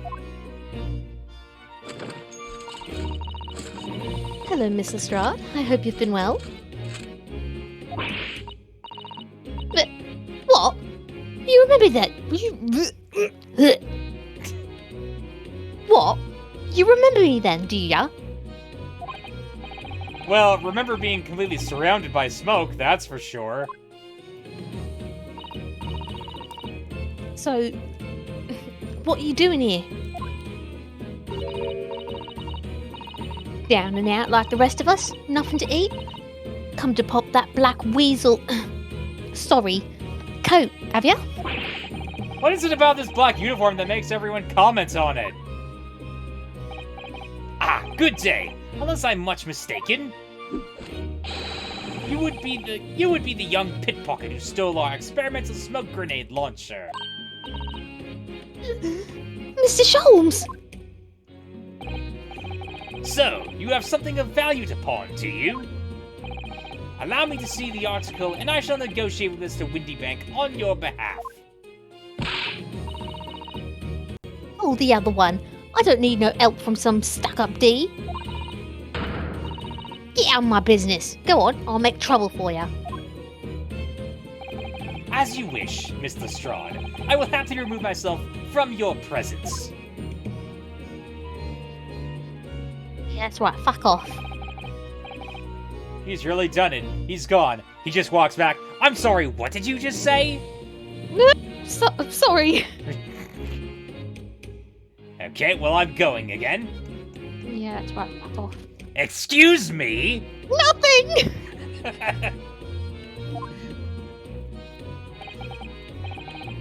I'm sorry, but as I said, there really is no room for negotiation here.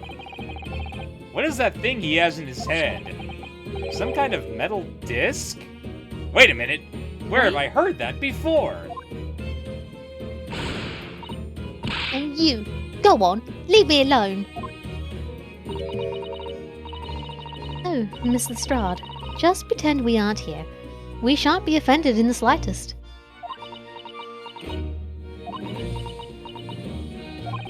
Susato-san can really stand her ground when she wants to.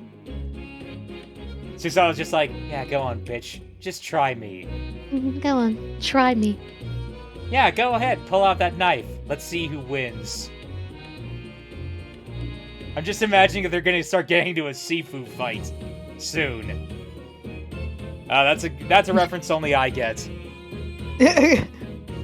Sorry, I made a reference only for me. I'm sorry. Sifu is a game that I've been watching playthroughs of.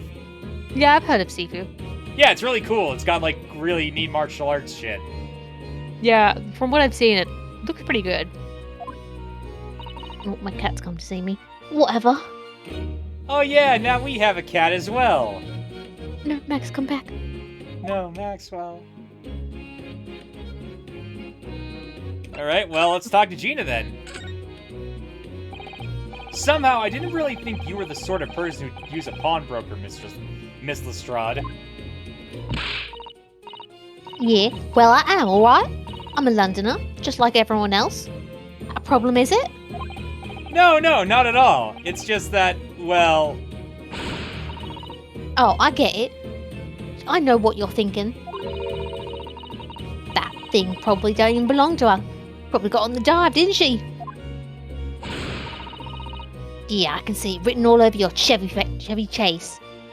Chevy Chase? He's here? Chevy Chase? I don't see him anywhere. Well, I might have been thinking something along those lines. You're not going to deny it, Mr. Naruhodo? Alright, then I'm going to just come out and ask you straight. Do you pawn things that you steal from other people? Well, I don't know how best to answer that, really.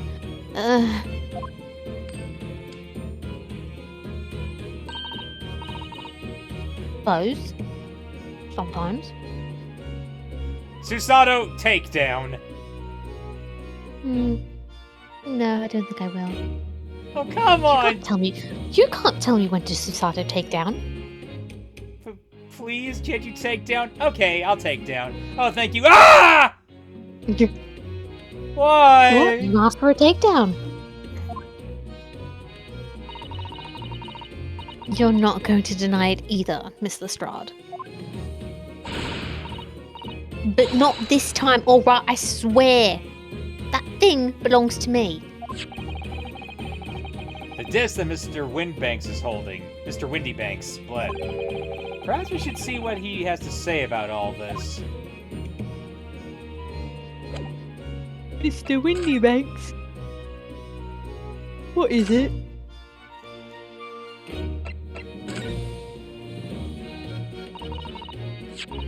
Mr. Windybank, what exactly is this metal disc that Miss Lestrade has brought in? It seems to have hundreds of tiny little bumps on its surface. Ah! This is a music disc, you see, for use inside a music box. A music box? What? You don't even know what a music box is? You Eastern lot sure ain't too savvy, eh? I mean, we just had it explained to us.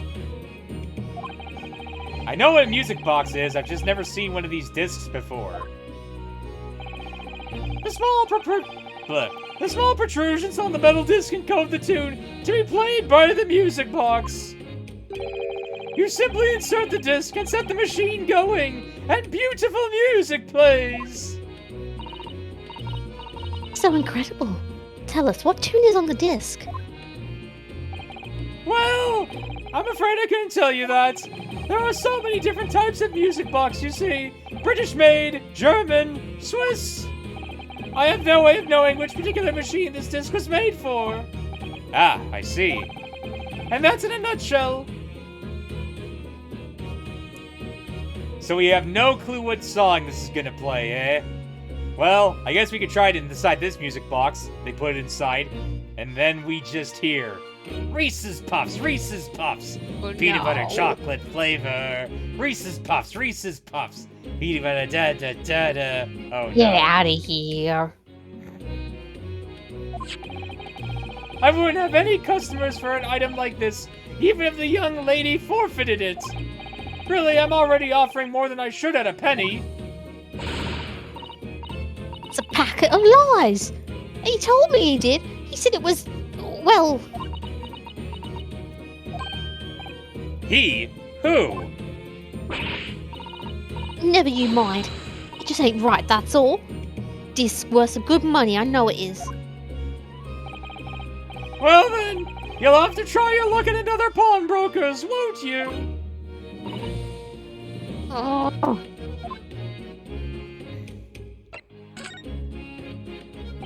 She's been in here before, of course. This little tattered malian. Sorry, I don't know what that is. Big word. a what? Tatterdemalion? Yeah. I have no idea. I see. And brought some dubious article or other with her every single time, I might add. Bias, what are you trying to say? I'm an honest customer, me. So, is there something dubious about the discs she brought in today? Well, if only it were that simple. Sorry, what do you mean? What she actually brought in was a storage ticket. A storage ticket. So, Miss Lestrade has actually come to redeem an article from you today? Is that right? Yeah, that's right. A girl like me has a lot of stuff what needs storing. Alright, yes, that's definitely dubious. The article in question would have been forfeited at midnight tonight. I realize I'm just using my King of Town voice again. But that's fine. That's fine, that's fine. But as she gave me the ticket for it, and repaid both the loan and the interest, I was obliged to return the article to her. What was that article? What was the article? Do tell us, Mr. Winterbank. Cesaro, that has nothing to do with you. A little scamp is wearing it, ma'am. It's the overcoat that she redeemed. Oh, yeah. Thought something was different. Yeah, okay. Oh. What? What's wrong with that? It fits, don't it? I mean, it's mine. Of course it does.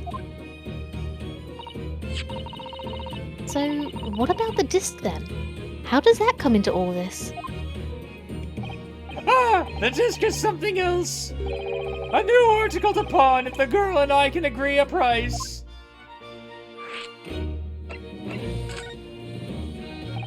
I'm confused. I thought you said that Miss Lestrade brought in a storage ticket today. It's really quite simple. Yes, the child brought me a storage ticket, and the money owed it on it, as you say. For this heavy black coat, which you returned to her care as I'd understood it. That's right, yes. And rather unsurprisingly, as soon as the little ragamuffin put the thing on, she went rifling through the pockets. Oh, you mean?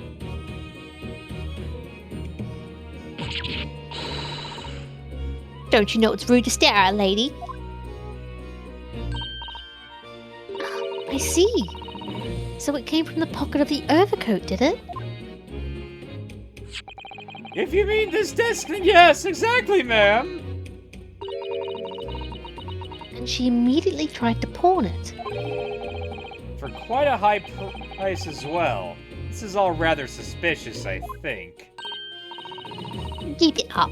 I'm just trying to pawn something like anyone else would. Miss Lestrade, May I ask who deposited the overcoat here in the first place? Well, me. It doesn't really appear to be your size.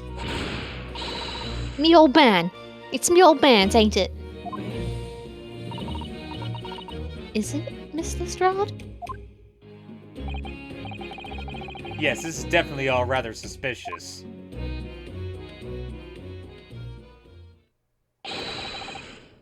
Out of my way, please. Who could this be? Oh. Hello? Whoa, who's this picture postcard English gentleman? Okay.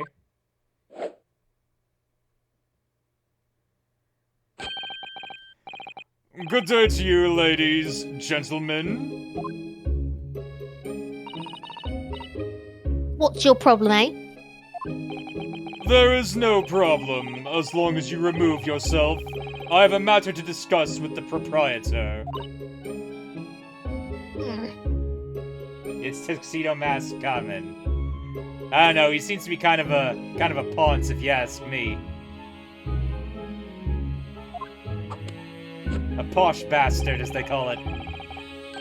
God, is he gonna stab someone with that? If you intend to make a problem of it, I shall see you outside, little girl, for the hiding you deserve. He's kind of an asshole. Look, ain't it obvious? I ain't done talking with him yet. If you think you're such a gent, you should know how to wait in line. Well, you are an impudent little brat, aren't you? As well as a pickpocket.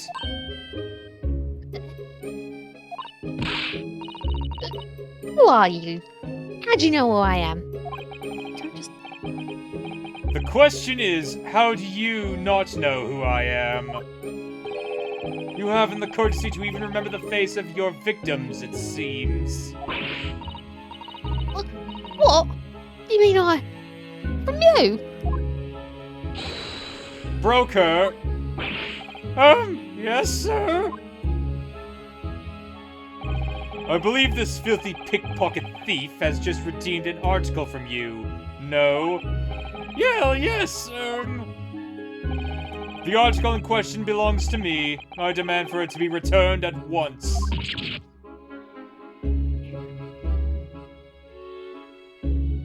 Did you say something?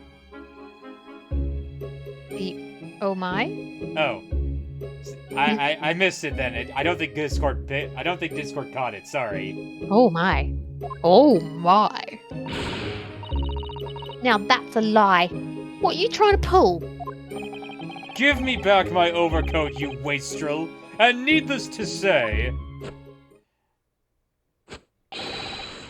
any music box discs too. No. You can't have it. You just can't. Oh man, I just realized. This guy's dressed like Zeppeli. Oh no. We're back to JoJo. We're back damn to it. JoJo. Jojo needs to fuck off. It's me old man's. Or it was. Now it's mine. Goodness, Mr. Naruhodo. This is a very awkward situation. Yes. I think perhaps we should hear both sides of the story in a little more detail. This has nothing to do with you.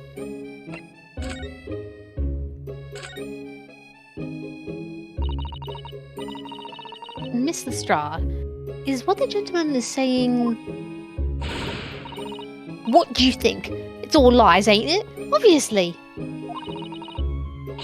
I swear on me life, I ain't never laid eyes on that dandy before. Let's hear it now, you little ragamuffin. You stole it, didn't you? That ticket you brought in here just now. No! I swear it! I swear to God! It was barely an hour ago I was walking along the street, minding my own business, when this little gutterling ran into me. I knew at once what had happened. Why would he need to pawn something though? I've been robbed yet again, I thought to myself, those wretched pickpockets. Yet again? Oh yes, as you can see, I am a man of impeccable style. This isn't the first time that I've been targeted by these black slum scoundrels. Now then, relinquish my overcoat.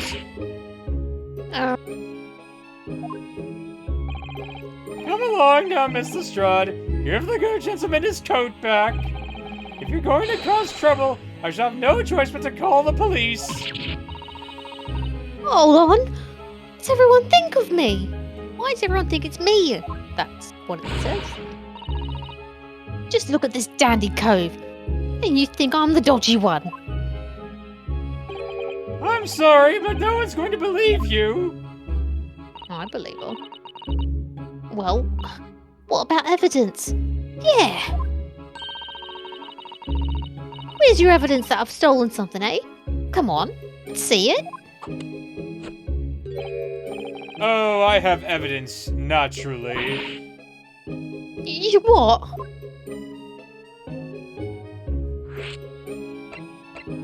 You what, mate? You what?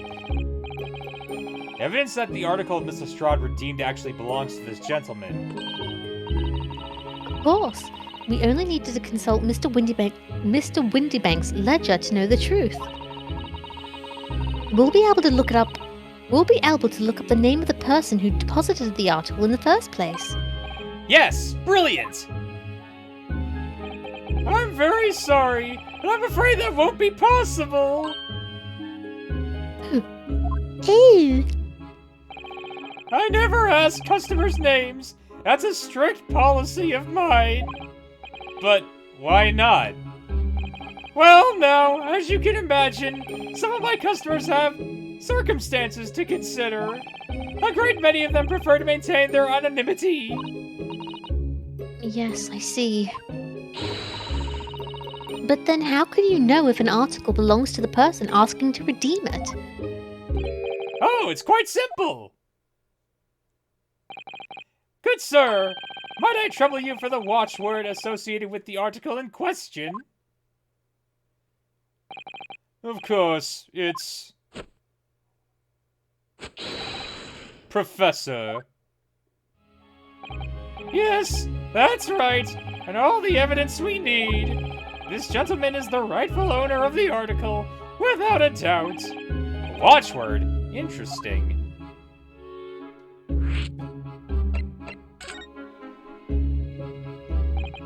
So, about these watchwords, Mr. Windybank.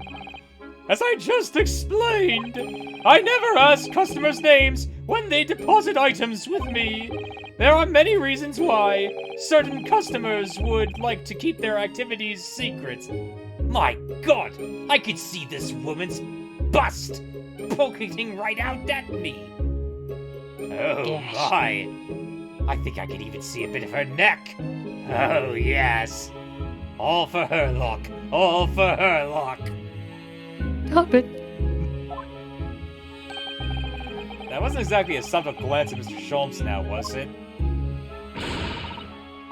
Great detectives have no dark secrets. None at all. Yes, well, anyway, that's why I always ask for a watchword whenever I accept a new article. Susato, I just have a question here. Why did Herlock have all that opium in his house? What? You don't need to know that. Why did he have all that opium in his house, Susato? Doesn't concern you. There's a lot of opium in his house, Susato. A lot of opium. Not your concern, Mr. Naruhodo. In many ways, it's like the secret combination of numbers used to unlock a vault. The date of disposition, a description, and a watchword uniquely identify each item. And of course, then I give the storage ticket to the customer. When someone comes to redeem something, I ask for the ticket and the watchword. And if that someone tells you the correct watchword, you return the article. That's right, sir. Doesn't that mean she gave the watchword? Yeah, hold on. Yes, just as soon as the requisite fee is paid. And I have supplied you with the information you require already. But for the avoidance of doubt, the article in question is an overcoat, deposited 2 months ago on 15th February. With a watchword of Professor. All perfectly correct information, sir. Ow! Really, this is beyond a joke now. There is no further proof. Yeah. There is no further room for doubt. Ugh. Alright, so I guess that's it then? No, maybe we just talk to him a bit? Yeah. I don't know. Ah. Excuse me, but who are you? One would expect the inquirer to introduce himself first. Though clearly you are not British, so perhaps our ways are foreign to you. Oh, sorry, yes. We're from the Empire of Japan. We're studying here. Oh, yes, Japan. I've heard talk of the place. How do you say it? Konnichiwa? Ooh, Sure. cringe. Its inhabitants live on some fiery brown-colored soup, dressed up with exotic spices. You might be thinking of somewhere else. What was that theatrical gesticulation about? Yeah, I'm pretty sure he's thinking of India. Perhaps. Anyway, if you are a gentleman, sir, you offer your own name first, before inquiring after the name of another. Of course, yes. I'm Ryunosuke Naruhodo. I'm a lawyer, well, a student of law, really. My name is Susato Mikotoba. I always have to double take that one. I'm Mr. Naruhodo's assistant. I see. And what type of assistant are you exactly? Good one. Yes, and? Does it start with a J, perhaps? Well? You don't need to know what I am. Say the word. No! Say it. No! Here, make me. Here, he just takes an item from her, puts it on the counter. Put this in there. The watchword is judicial.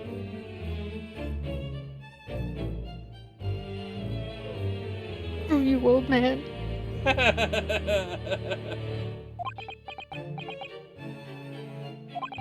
My name is Benedict. Yes, Got it. Eggert Benedict. Benedict Cumberbatch. Oh my god, it's Sherlock! What? Oh god, she's here I now. get why he's called Egg. Yeah, Eggs Benedict. Wow. exactly. That took me a minute.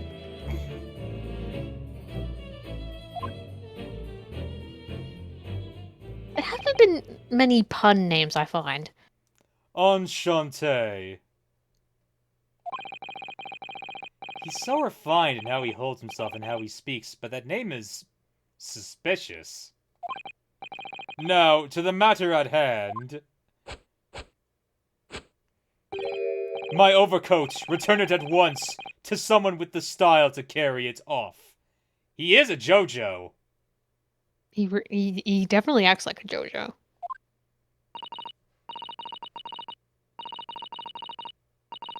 Oh, every move he makes, every breath he takes, can't stand watching him.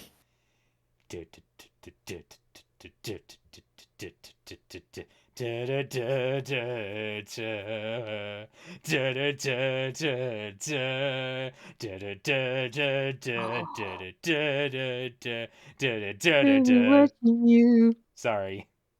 I just had to. That goose, or that is it a goose that's on the roof? That vine.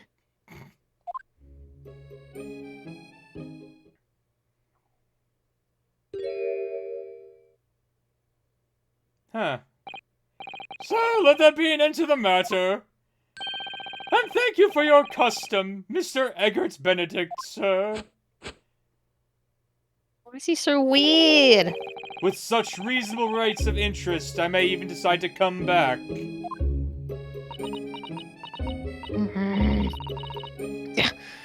This is why I hate grown-ups. Just cause I'm a diver, everyone thinks that makes me a liar. And I did it all thanks to my stand. Every move you make. Watching you. Is that the name of the song, or is it Watching You? I don't know. I don't know. And the contents of the coat pockets, if you please, broker.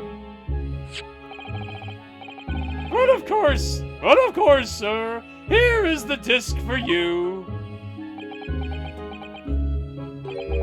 Just this one? Pardon, sir?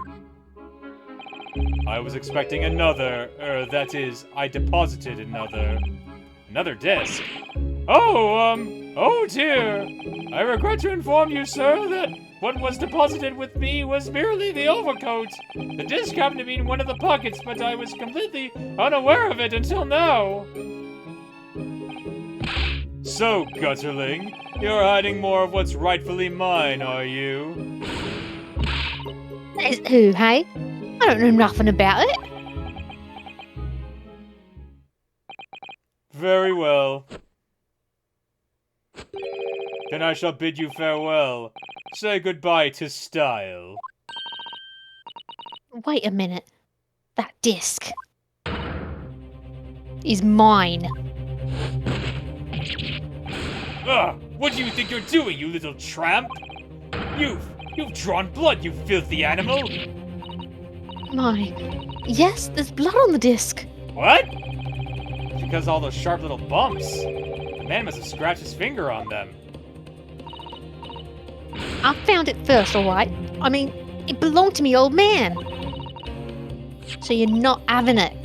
Oi, you take it. Me? If I hang on to it, they'll have me off again. So you're keeping hold of it. Miss Lestrade, why is this disc so important to her? Music box disc has been entered in the court record. You there, in the black livery. Hold on 1 second. Sorry. What are you doing? Just gonna... What the? Stop! Hey, I can see what you're doing! He's just standing there examining it. There's a little scrap of paper stuck onto the reverse side of the disc. Look. And a scribbled word or two. It looks like somebody's name.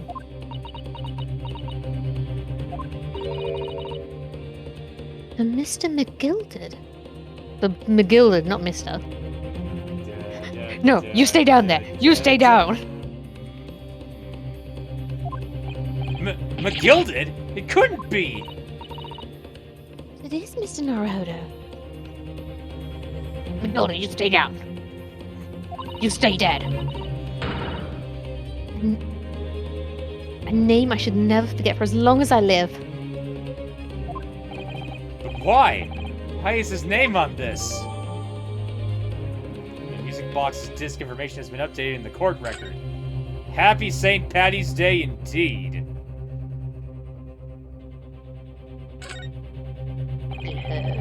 Look at all the little bumps on the disc, they're so tiny. Yes.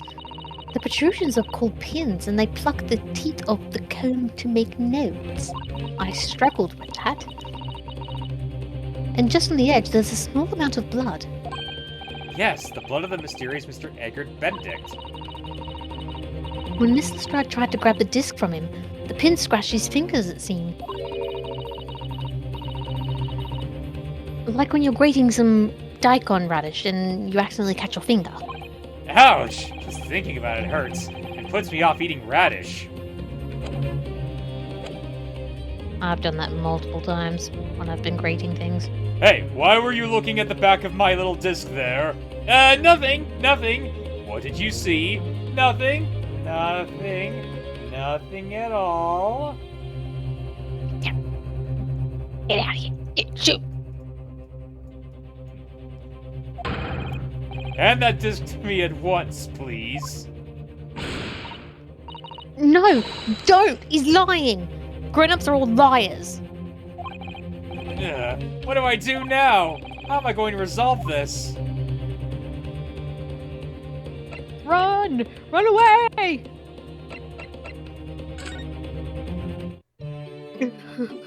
Well, we got out of there. Run away! Yep. We're out of there. I can't believe they actually let us move. I'm assuming it's at this point you're meant to like examine it and then you see the name and now you can bring it up. Yeah. I assume. Well, Susanna, let's go to bed. Let's go to bed. Fine. Let's go back. They leave and they just come back with their heads hanging down like, okay, we're back. You literally just left. What the hell? I can't believe you just left. God. Anyway. Let's talk Who to do him. we talk to? Mr. Windybag is clearly at a loss here. We have to do something about this before he reaches for that revolver of his. Oh, right, he's gonna kill himself. Herlock, get in here! Herlock? Oh, there he. Oh, it must be them. Mr. Sholmes? What are you examining with such keen interest there? Oh, yes, all for Sherlock. All for her. Oh. As you enjoy a bar of caramel, I see. Sounds good. So, you found me at last, Mr. Naruhodo. Sorry? After that young pickpocket sent me on my way, I was forced to lurk in the shadows. I'm pretty sure she told me to fuck off. Got no proof. Cruelly ostracized as the rest of you partook in the jovial atmosphere of fellowship. I had nothing to occupy my mind, but was too ashamed to let society see what my downfall had done to me. So feigning mock interest, I pretend to examine the tedious trinket in this desolate place. Whilst, as you shrewdly observed, gnawing on the only friend I have left, this 7% solution of caramel. Oh, caramel rabbit. Wait. Sholmes Caramel? You have a candy bar named after you. I was gonna say, is this a reference for something? The rabbit? Nope. I don't know this chocolate caramel. I do not know this rabbit. The rabbit is a reference to an old UK commercial for Cadbury, but anyway. Well, don't forget, I'm not English. Oh, right, you're Australian, my bad. That's why you got the Yowie joke I made. Shh. What, Yowie? You know what a Yowie is, right? Don't think I don't, but I do. Anyway. Pray, do you claim to understand the depths of my despair, Mr. Naruhodo? But how could you? I was so lonely, so desperately lonely. And why on earth didn't you rejoin the conversation? Things have gone from bad to worse here, you know. Yes, I overheard much of your conversation. Or rather, in my craving for human contact, my ears devoured every word that was uttered. You really were sad, weren't you? Oh, Mr. Sholmes, I feel simply awful for you. That girl He's told just me... lonely. He's That lonely. That girl told me to fuck off. I can't. Don't listen to her, Sholmes. Don't listen. It's okay. It's okay. It would seem that my interferences are correct. Oh, surely you're not about to tell us that you've solved the entire case once again? My dear madame, sometimes I wonder, were my genius for deduction to be commoditized? How much could I pawn it for? 1 shilling. It seems Mr. Sholmes has had another of his flashes of inspiration. But who knows if it'll help resolve the situation between Miss Lestrade and the mysterious gentleman. What's the right thing to do here? Let's listen to the Might as well deduction. listen to him. Well, Miss Lestrade, it would appear you find yourself in something of a predicament. Where the blue blaze have you been, eh? Pardon? When a lady's in trouble, a true gent's supposed to be there to help. Straight away, not an hour later. You told me to fuck off. Yeah. Tell you to fuck off back here now, not I. Okay, fine. Harsh. And who, pray tell, are you? Standoa! Mr. Eggert Benedict, you have, in my eyes, a veritably encyclopedic array of curiosities about your person. You're better Nevertheless, than me. Nevertheless, there are two immovable conclusions I have drawn. I beg your pardon? The first is this. The true reason for your visiting this prawn bokery today is something you have not yet revealed. Oh? And the second is this. A considerable crime is in contemplation, one you will orchestrate with intent to steal a vast sum of money. Well, Mr. Benedict, what say you, my deductions? How? He's turned as white as a hard-boiled egg. It would seem that once again, Mr. Schultz has made a flawless deduction. Just who do you think you are, sir? Ah, yes, as I hoped. That is precisely the paid expression I was looking for.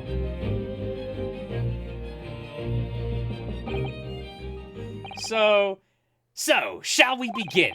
The time has come for yet another Herlock Sholmes Logic and Reasoning Spectacular. Oh boy, let's break out the Inspector Gadget voice. He gets off on other people's pain and misery. Mystery Man's aim. First of all, we must ask ourselves on what business you ventured to this pawnbrokery today. You claim to have followed this pickpocket here, having had the redemption ticket stolen from you on the street. But that is most certainly a lie. The real truth is something quite different. What's he holding? As revealed by that which you hold in your hand. Yes, what brought you to this shop in the first place is the staff recruitment flyer. The piece of paper in your hand is a staff wanted advertisement from this very shop. Yet even the most unobservant would soon realize that a man of your appearance has no need of such employ. In other words, there is some ulterior motive for your actions. The cane, which you unwittingly clutched to your person, exhibits an incontrovertible contradiction. It has letters on it. What utter rot! I've had this cane for years! The contradiction of which I speak is, of course, missing ferrule! What? Was McGilded's first name Angus? I think it may have been. The end of any walking cane would be terminated with a metal ferrule to protect the wooden tip. And yet, detailed analysis shows the wooden tip of this stuck to be utterly bare. Therefore, there is only one conclusion. The rod that you hold in your hand, which appears to be a walking cane, is in fact no cane at all. Huh? Knife in it. You recoil, sir. Is something wrong? And in your recoiling, you advertently facilitate the answer of the next conundrum to present itself. Namely, what is the truth behind this rod you bear? Yes, your reaction betrays the truth. The handle, which you evidently would like to conceal, is the key to understanding the riddle you see. There's blood on his shoulder down there. What? Where? From the moment I saw it, my suspicions were aroused. Well, his elbow, actually. If you look down, there's some kind of spot there. Oh, I thought it was like a shadow in the crease. It might be, Like but clipping. It might be, but What walking cane demands such a stout handle, mused I. But of course, as I said, this is no walking cane. No, that rod. Oh, it isn't just a shadow, my bad. Is the broken handle of a shovel. He's the shovel team. Suddenly, Susato just jumps in. It's a spade! Disappointed me, Sherlock. What? Are you insane? And now, having determined this undeniable truth, the conclusion is clear. Your true motive for coming here was to take employment at this establishment in order to excavate the ground beneath the premises. With a calculated crime, you have conceived, sir, a wickedly calculated crime. He's so dumb. It's so brilliant. God.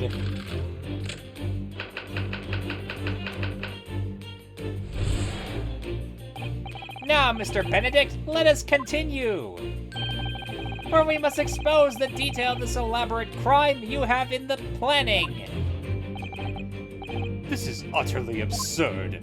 You suggest that I, a gentleman, intended to excavate the ground beneath this pawnbrokery with a broken shovel?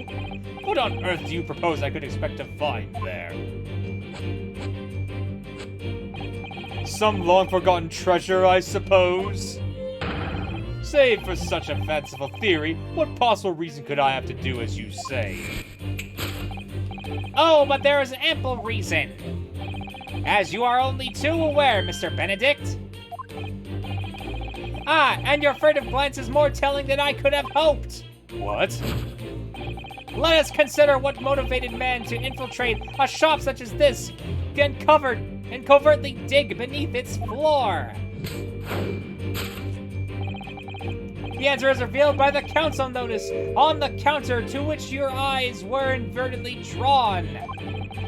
This letter gives notice of public works to be carried out in the local area. And according to the enclosed plan of the upcoming sewage works, beneath this short runs a sewer that adjoins another, one that runs under the bank on the opposite side of the road. This madness has entered the sewers now, has it? By excavating the ground beneath our feet, you would gain access to the waterway that flows the very close proximity to the great vault on the financial institution opposite. What are you? In summary, sir, you devise a master plan to pull off an elaborate bank robbery, but dint of the underground tunnels. Master plan? Which brings us at last to the final chapter of this lurid scheme. I need to take a drink, okay? You go for it. It's a lot of text. Yeah.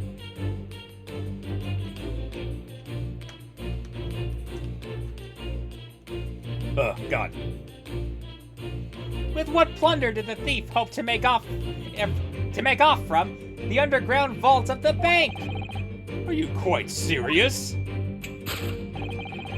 Having consulted with Scotland Yard some days ago, I happen to know the answer. But naturally, the answer is no secret to you, is it, Mr. Benedict? I have no idea what you're talking about. Allow me to present a rather interesting piece of evidence. You see, the picture postcard tells us all we need to know.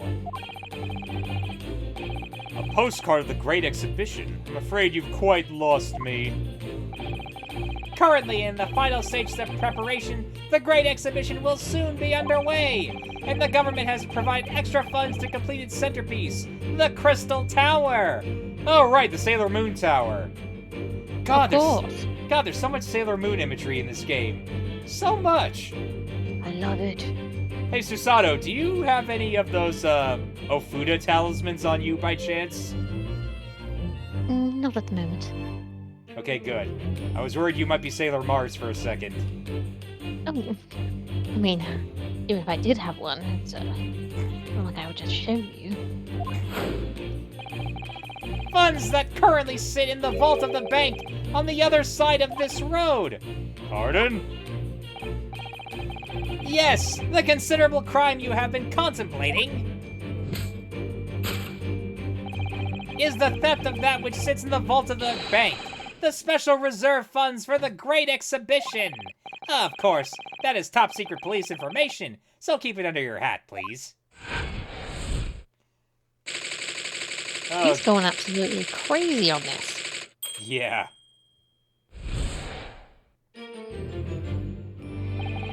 Thus concludes Herlock Sholmes' great deduction of this pawnbroking puzzle.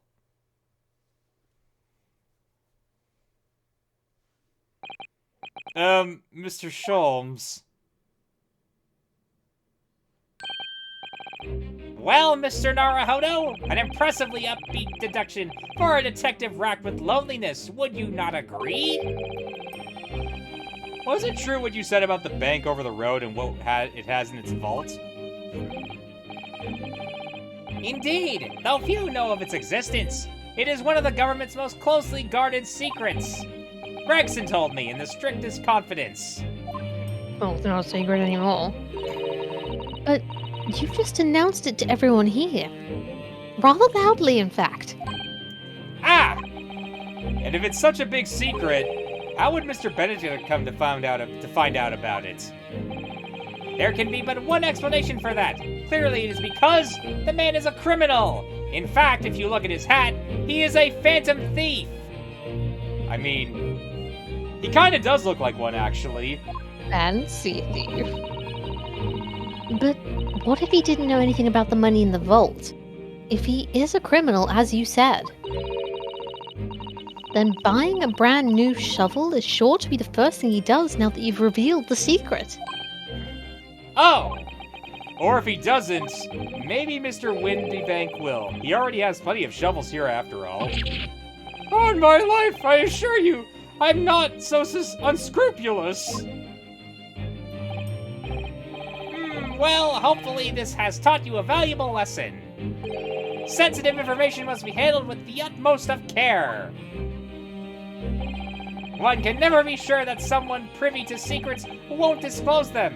And once the word is out, it's out. Perhaps I'll think twice before confiding in you next time, Mr. Sholmes.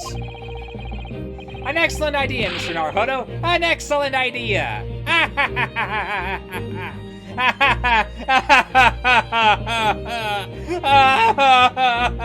He's having a hard time.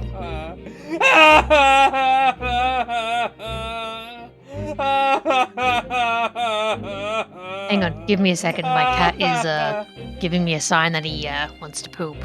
Oh, okay.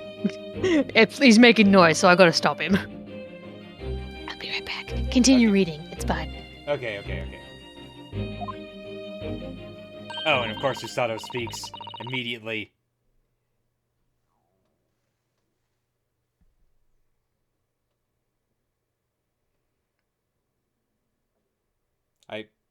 I don't want to say anything in case Haley misses something important, so I'll take this break to take another sip and glug.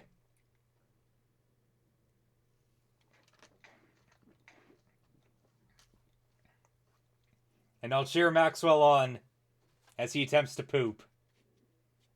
Go, Maxwell. You can do it. You can poop. Everyone poops. Everyone.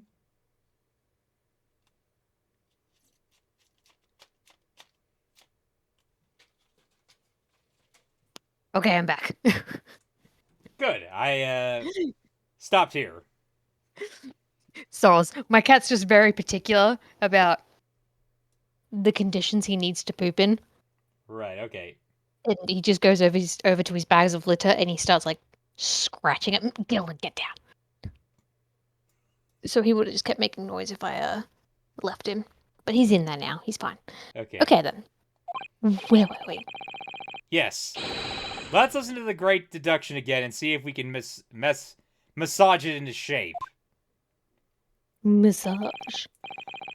Very well then, let us start once more from the beginning. Of Herlock Sholmes' magnificent logic and reasoning spectacular. Alright, let's do this. Let's fix it.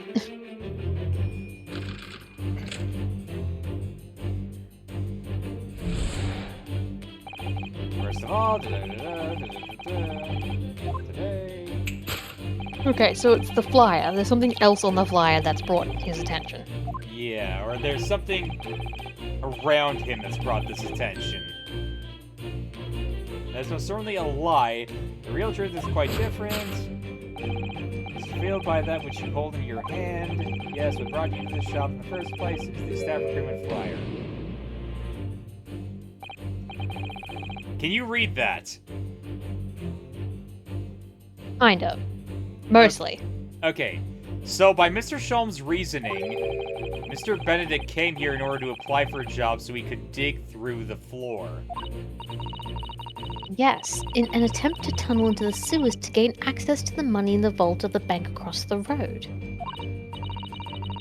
But he wouldn't get very far with a broken shovel, would he? No, I think it's fair to say his motives lie elsewhere. The question is where? What did bring Mr. Benedict here at this particular point in time? Okay, let's see here. Oh, the back bit. It's got a picture of her. Yeah. Oh. Look at all the something. Look at all the scribbled notes. Something, something, something. Look at all the scribbled notes on the back of the flyer here. There we go. I'm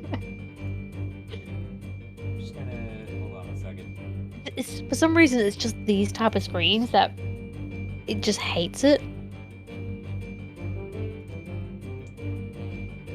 Huh, I'm just gonna see... It clears up sometimes, and other times it just doesn't. It's weird. My cat's looking at me. Yeah, okay. Oh, don't cry. ... I don't believe it! What is What it? is it? Oh, good, you can read that. I managed to get that one. Listen to what it says. Name, Gina Lestrade. Height, 5'2". Green cap, scruffy waistcoat, grubby white shirt, blue satchel, ragged. It's a detailed description of Miss Lestrade. Goodness. There's even a sketch of her hat and all. Although if he showed it to her, she'd fire that smoke grenade launcher into his face for sure. Yeah. And look, the details of this shop have been written down here too. Windy Banks Pawnbrokery, Baker Street, redemption deadline 15th April. Which is today's date. Why would Mr. Benedict have all that information scrawled on the back of that piece of paper?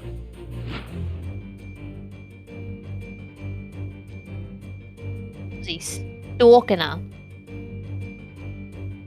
Yeah, so it's got to be the back of the paper then. That's what he's trying to hide. Oh, wait a minute. In the hands of suspicious gentlemen. I didn't think there was anything suspicious about the flyer, Mr. Naruhodo. But yes, Miss Lestrade's name and height, and description of the clothes she's wearing. Not to mention the sketch of her likeness, which I'm fairly sure she wouldn't take lightly. And today's date too, redemption deadline 15th April. We can't let this go, can we? It's far too suspicious. Take that! Alright, let's do that. Yes, what you brought to this shop in the first place is the info about Miss Lestrade. Quite so, my dear fellow. It would appear that the writing and sketch on the reverse of the flyer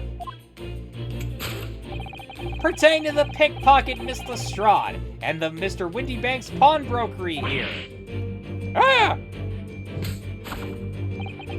You originally told us that you had merely given chase after Miss Lestrade stole the redemption ticket from you. But that is a thinly veiled lie. is the information on the back of the flyer that led you here today. By which I mean here to Windy Bank's pawnbrokery, and today the redemption deadline of that overcoat. So you waited outside for the young girl matching the description you have written down to arrive. And you have gone to some lengths to hide the reason for your pursuit of Miss Lestrade. In other words, there is some ulterior motive for your actions. The game which you unwittingly clutched to your person exhibits an inconceivable contradiction. Rod, I have never had this game for years. The contradiction of which I speak is, of course, missing the feral. Right, I think I know where this is. Must be the initials. Yeah. What's a feral? Can't read It's that. a metal cap. That's pretty much it. Commonly found on the end of a cane, Mr. Naruhodo. Ah! The bit that makes the nice clacking sound on the pavement. Yes, exactly. And Mr. Sholmes is right. It appears to be missing on this cane. But it doesn't actually look broken, does it? No, it doesn't. Oh, nope, it just went. Though the gentleman Can't read certainly it. did recoil when Mr. Sholmes identified the cane as suspicious. In other words, there's some secret about the cane that Mr. Benedict would rather we don't know. Initials! Come on, come on. There we go. Look here, Mr. Sato. There's some letters on the handle. Yes, those must be initials. It doesn't say initials. Yeah, it says initials. Okay, because as I was reading it, it decided to go pixelated. I was like, uh-oh. In the West, it's customary for people to engrave their belongings with the first letters of their names. So Herlock Sholmes would be HS, you mean? That's right. And the initials on this cane, obviously. Oh, AG? Why does it feel as though that's not quite right? Hold on, I want to see something here. Okay, yeah, there is no, there's nothing over in this area, from the looks of it. Okay, never mind. I thought there would be the magical girl outfit there. Womp, cool womp. girl.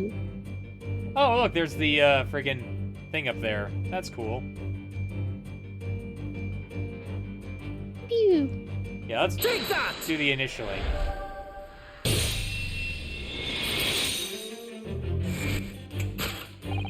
The contradiction of which I speak is, of course, the initialing. A most astute observation, wouldn't you say, Mr. Edgar Benedict? Ugh. Oh, we are Egg. led to... Egg. We are led to believe, sir, that your initials are EB. Yet in a most possessive manner, you have in your grasp a cane bearing the initials AG. An incontrivable contradiction indeed, would you not agree? No, you're wrong. This cane isn't... You said before that you had the cane for years. Ugh. So don't try to tell us that you just borrowed it from a friend or found it in the park. In short, though you hold yourself to be a gentleman, you have withheld your true name.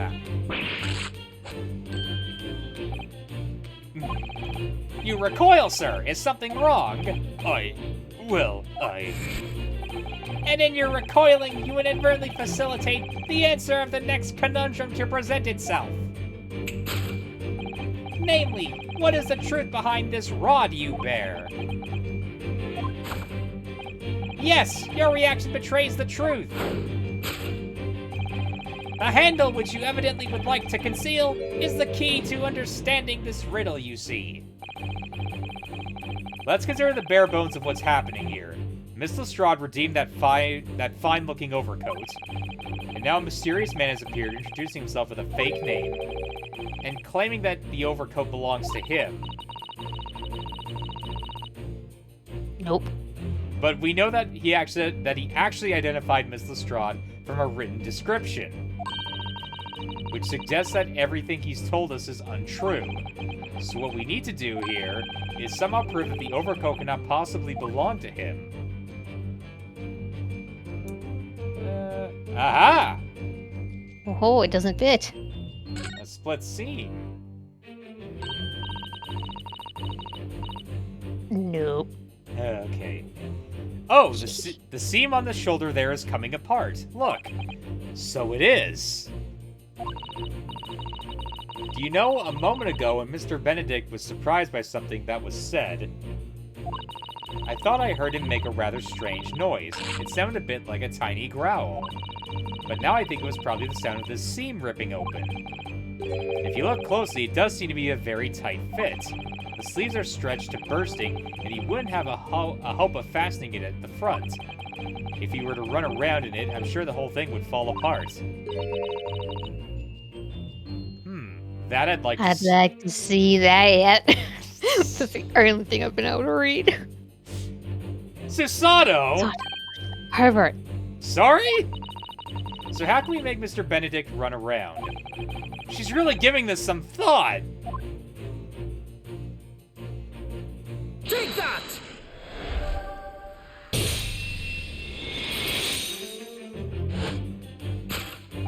The split seam, which you evidently would like to conceal, is the key to understanding this riddle, you see. Yes, because the overcoat is rather obviously a poor fit. Having forced it over your broad shoulders, the seam is already breaking apart. My suspicions were aroused from the outset. When you so badly lied about your name and so boldly waylaid this pickpocket, this catalog of untruths has been for one very specific purpose. To steal the article that the young girl redeemed from Mr. Windybank.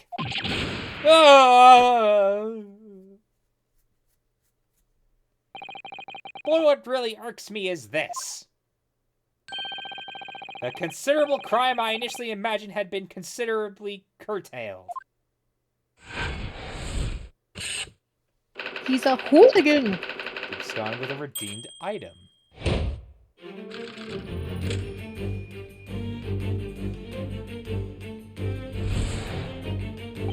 Now, Mr. Benedict, let us continue. For we must expose the details of this elaborate crime you have in the planning. This is utterly absurd. You suggest that I, a gentleman, designed a wheeze to flinch some tawdry article of pawnage? Have you forgotten that I redeemed the article in proper manner, using the watchword? Had I not been the one to deposit it in the first place, how could I possibly have known the relevant details, ne sais pas? Oh, but the watchword can be discovered! As you are only too well aware, Mr. Benedict.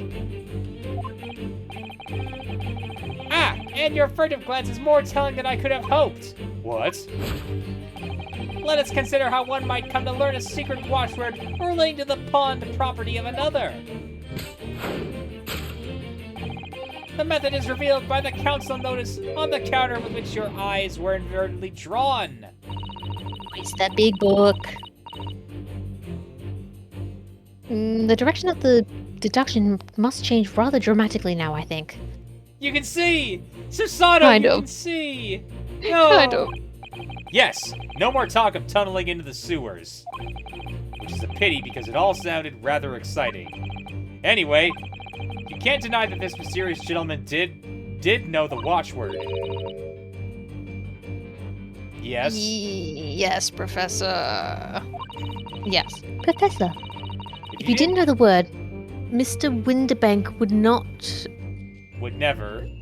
Would never. God damn it. No, I can't see it. Allow you to redeem the article. Or, looking at another way, if you didn't know that word, Mr. Windybank would allow you to redeem the article, whether it was yours or not. So the question is, could this gentleman have found the watchword out somehow? Okay, let's see. Gotta be the big book. Well, it's not Probably highlighting. saw the password. What's the notelet here, actually? Look at this, Mr. Sato. Nope, I can't read any of It that. appears to be a memo that Mr. Windybank has scribbled himself. Let's see, what does it say? Oh, Professor! Mr. Windybag must make a note of the watchword his customers give him, right before their eyes. And in an alarmingly clear script as well. Oh dear, I don't know where to look. Who knows what other secrets I might see? Well, it's this then. Take that!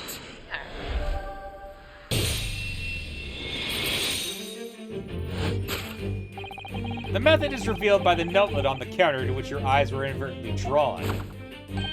Yes, the broker here follows the same procedure whenever a customer comes to redeem an article. He asks the customer for the watchword and notes down the response uttered on a notelet he has to hand. Then he consults his ledger and confirms whether or not the watchword matches that of the article in question.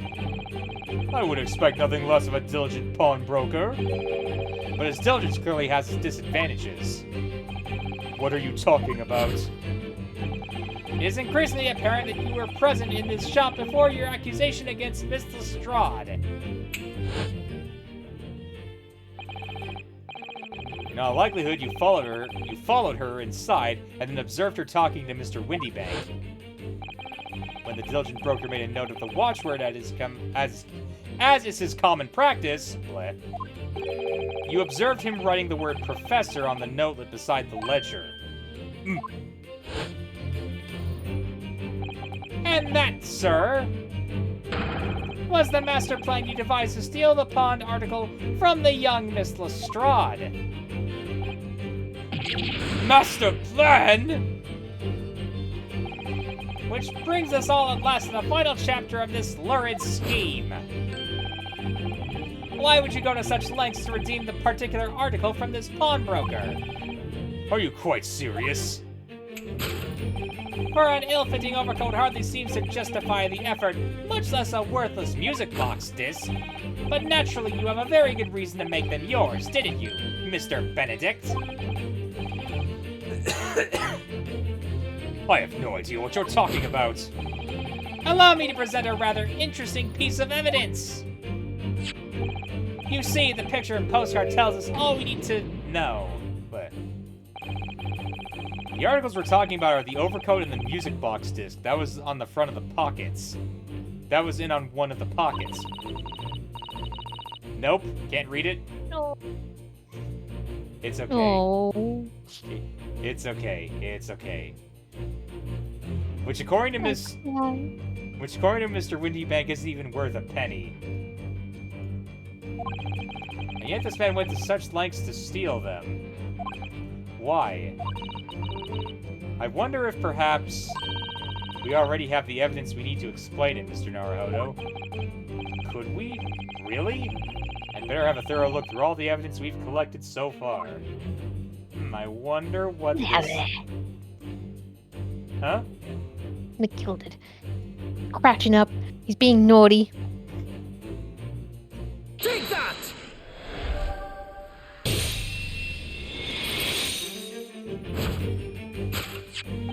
You see, this music box disc tells us all we need to know.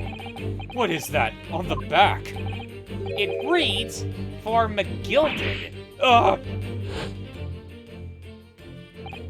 Ah, Mr. Magnus McGilded, the unfortunate philanthropist who perished in the curious circumstances at the Old Bailey 2 months ago. Okay, so he's his son or something. Or he's his relative, I'm guessing. A prominent man in London, though his loan-mongering demonstrated a distinct lack of scruples. So, you're an associate of his, are you? Or perhaps a subordinate? Mr. McGilded was a man of unusual small stature. In fact, he was precisely the right size for that overcoat that you squeezed yourself into. ugh, Your true identity remains shrouded in mystery, Mr. Eggert Benedict. But the final conclusion here is crystal clear. The reason you came to this pawnbrokery today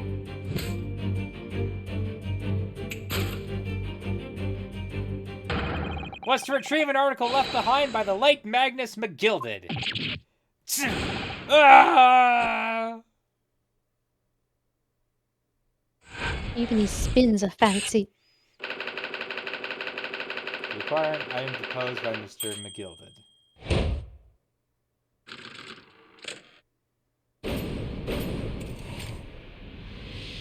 We Oh, did it!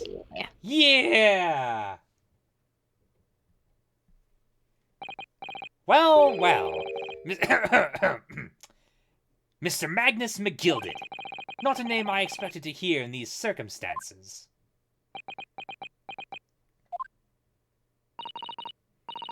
Mr. Sholmes, I'm afraid there's something very troubling on my mind.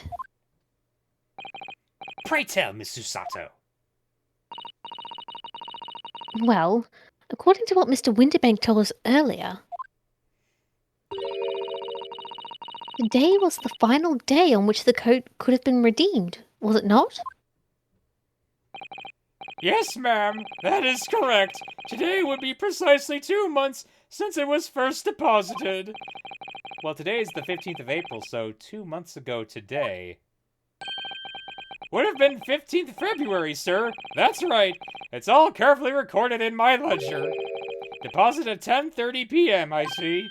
What? But that suggests... Yes.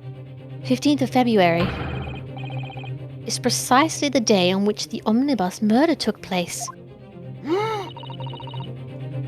And 10:30 in the evening is precisely the time at which the terrible events were unfolding.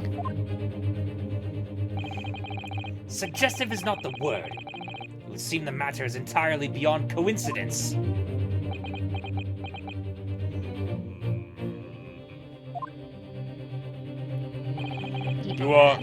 You are, of course, at liberty to make whatever outlandish deductions you choose. However, I must insist you hand over the music box disc. Now. Quick, get the other gun! it would be a terrible shame for you to return to your native land in a box. Ah! What do I do? What do I do? I'm going to save. I mean, yeah, save it and just go absolutely not. Yeah, let's do Because it. then if he shoots you, then, well, Imagine if he actually did just shoot me and then it said game over. I hope it does. There are some things a man must protect at all costs. This may well be one of those things. Bam! Cuts to black. Dun, dun, dun, dun, dun, dun, dun, dun. Then again, it may not. Hold it! Mr. Windybank! This is my shop! I can't allow any harm to come to my customers! If that were to happen, I should have to take my own life! Oh, didn't mean to do Dude. that. Stop putting the gun to your head. Mr. Windybank, no! Alright, that's enough. Oh, Inspector Gregson! Inspector? That's right, Sunshine. The alarm was raised on one of our dedicated emergency lines. So we got here as fast as we could. Now what's all this about, eh? Oh, praise me! You're here at last! I was moments away from forfeiting my own life in my very own establishment! gun down, man. I see you have the upper hand.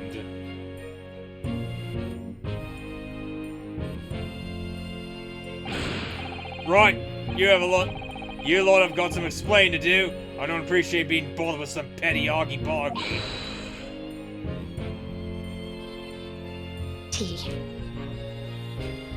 I only heard the T part of that. Petty. Mr. Winterbank nearly met with his end. Well, to be fair, that happens to him every day. Yeah, by his own gun as far as I can tell. Oh dear!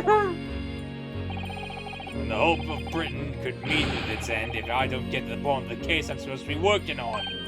What? What on earth is the case, Inspector? Spare no detail, Gregson. I might have said a little too much. No matter, it's nothing to do with you lot. Anyway, sir, you're gonna have to come with me down to the station. Arrest him. But of course, Inspector. Inspector. Ah! He's getting away!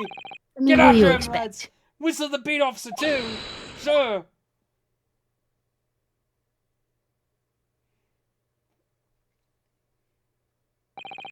There's been a spate of thefts at pawn shops around here recently.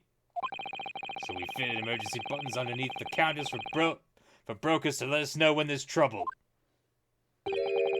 Oh, Inspector, I was very worried there for a while. Very worried indeed. Now then, Mr. Permanently in mourning. Oh, yes?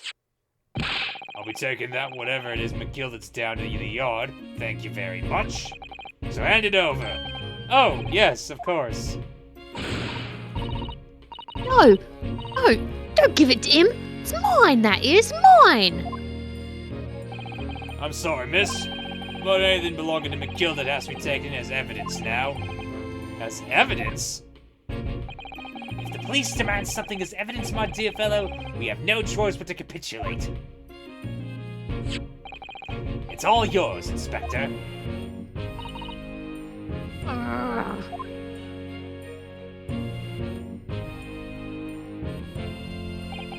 And so, we handed Mr. McGillis' disc over to Inspector Gregson. We're summarily turfed out of the shop and onto the street.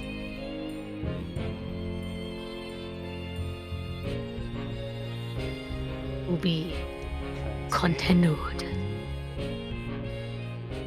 Well, that was interesting. I mean, no one's dead yet. True enough. So I guess we should end it off here for today then? Probably best to do it at a to be continued. Yeah. Yeah, probably best to do it now. Get out of here, McGilded. Bad man. Bad man. Happy St. Patty's Day, everyone. We'll Happy St. Patrick's. we'll continue this next week, hopefully. Will do. Until then, talk at y'all later. Farewell.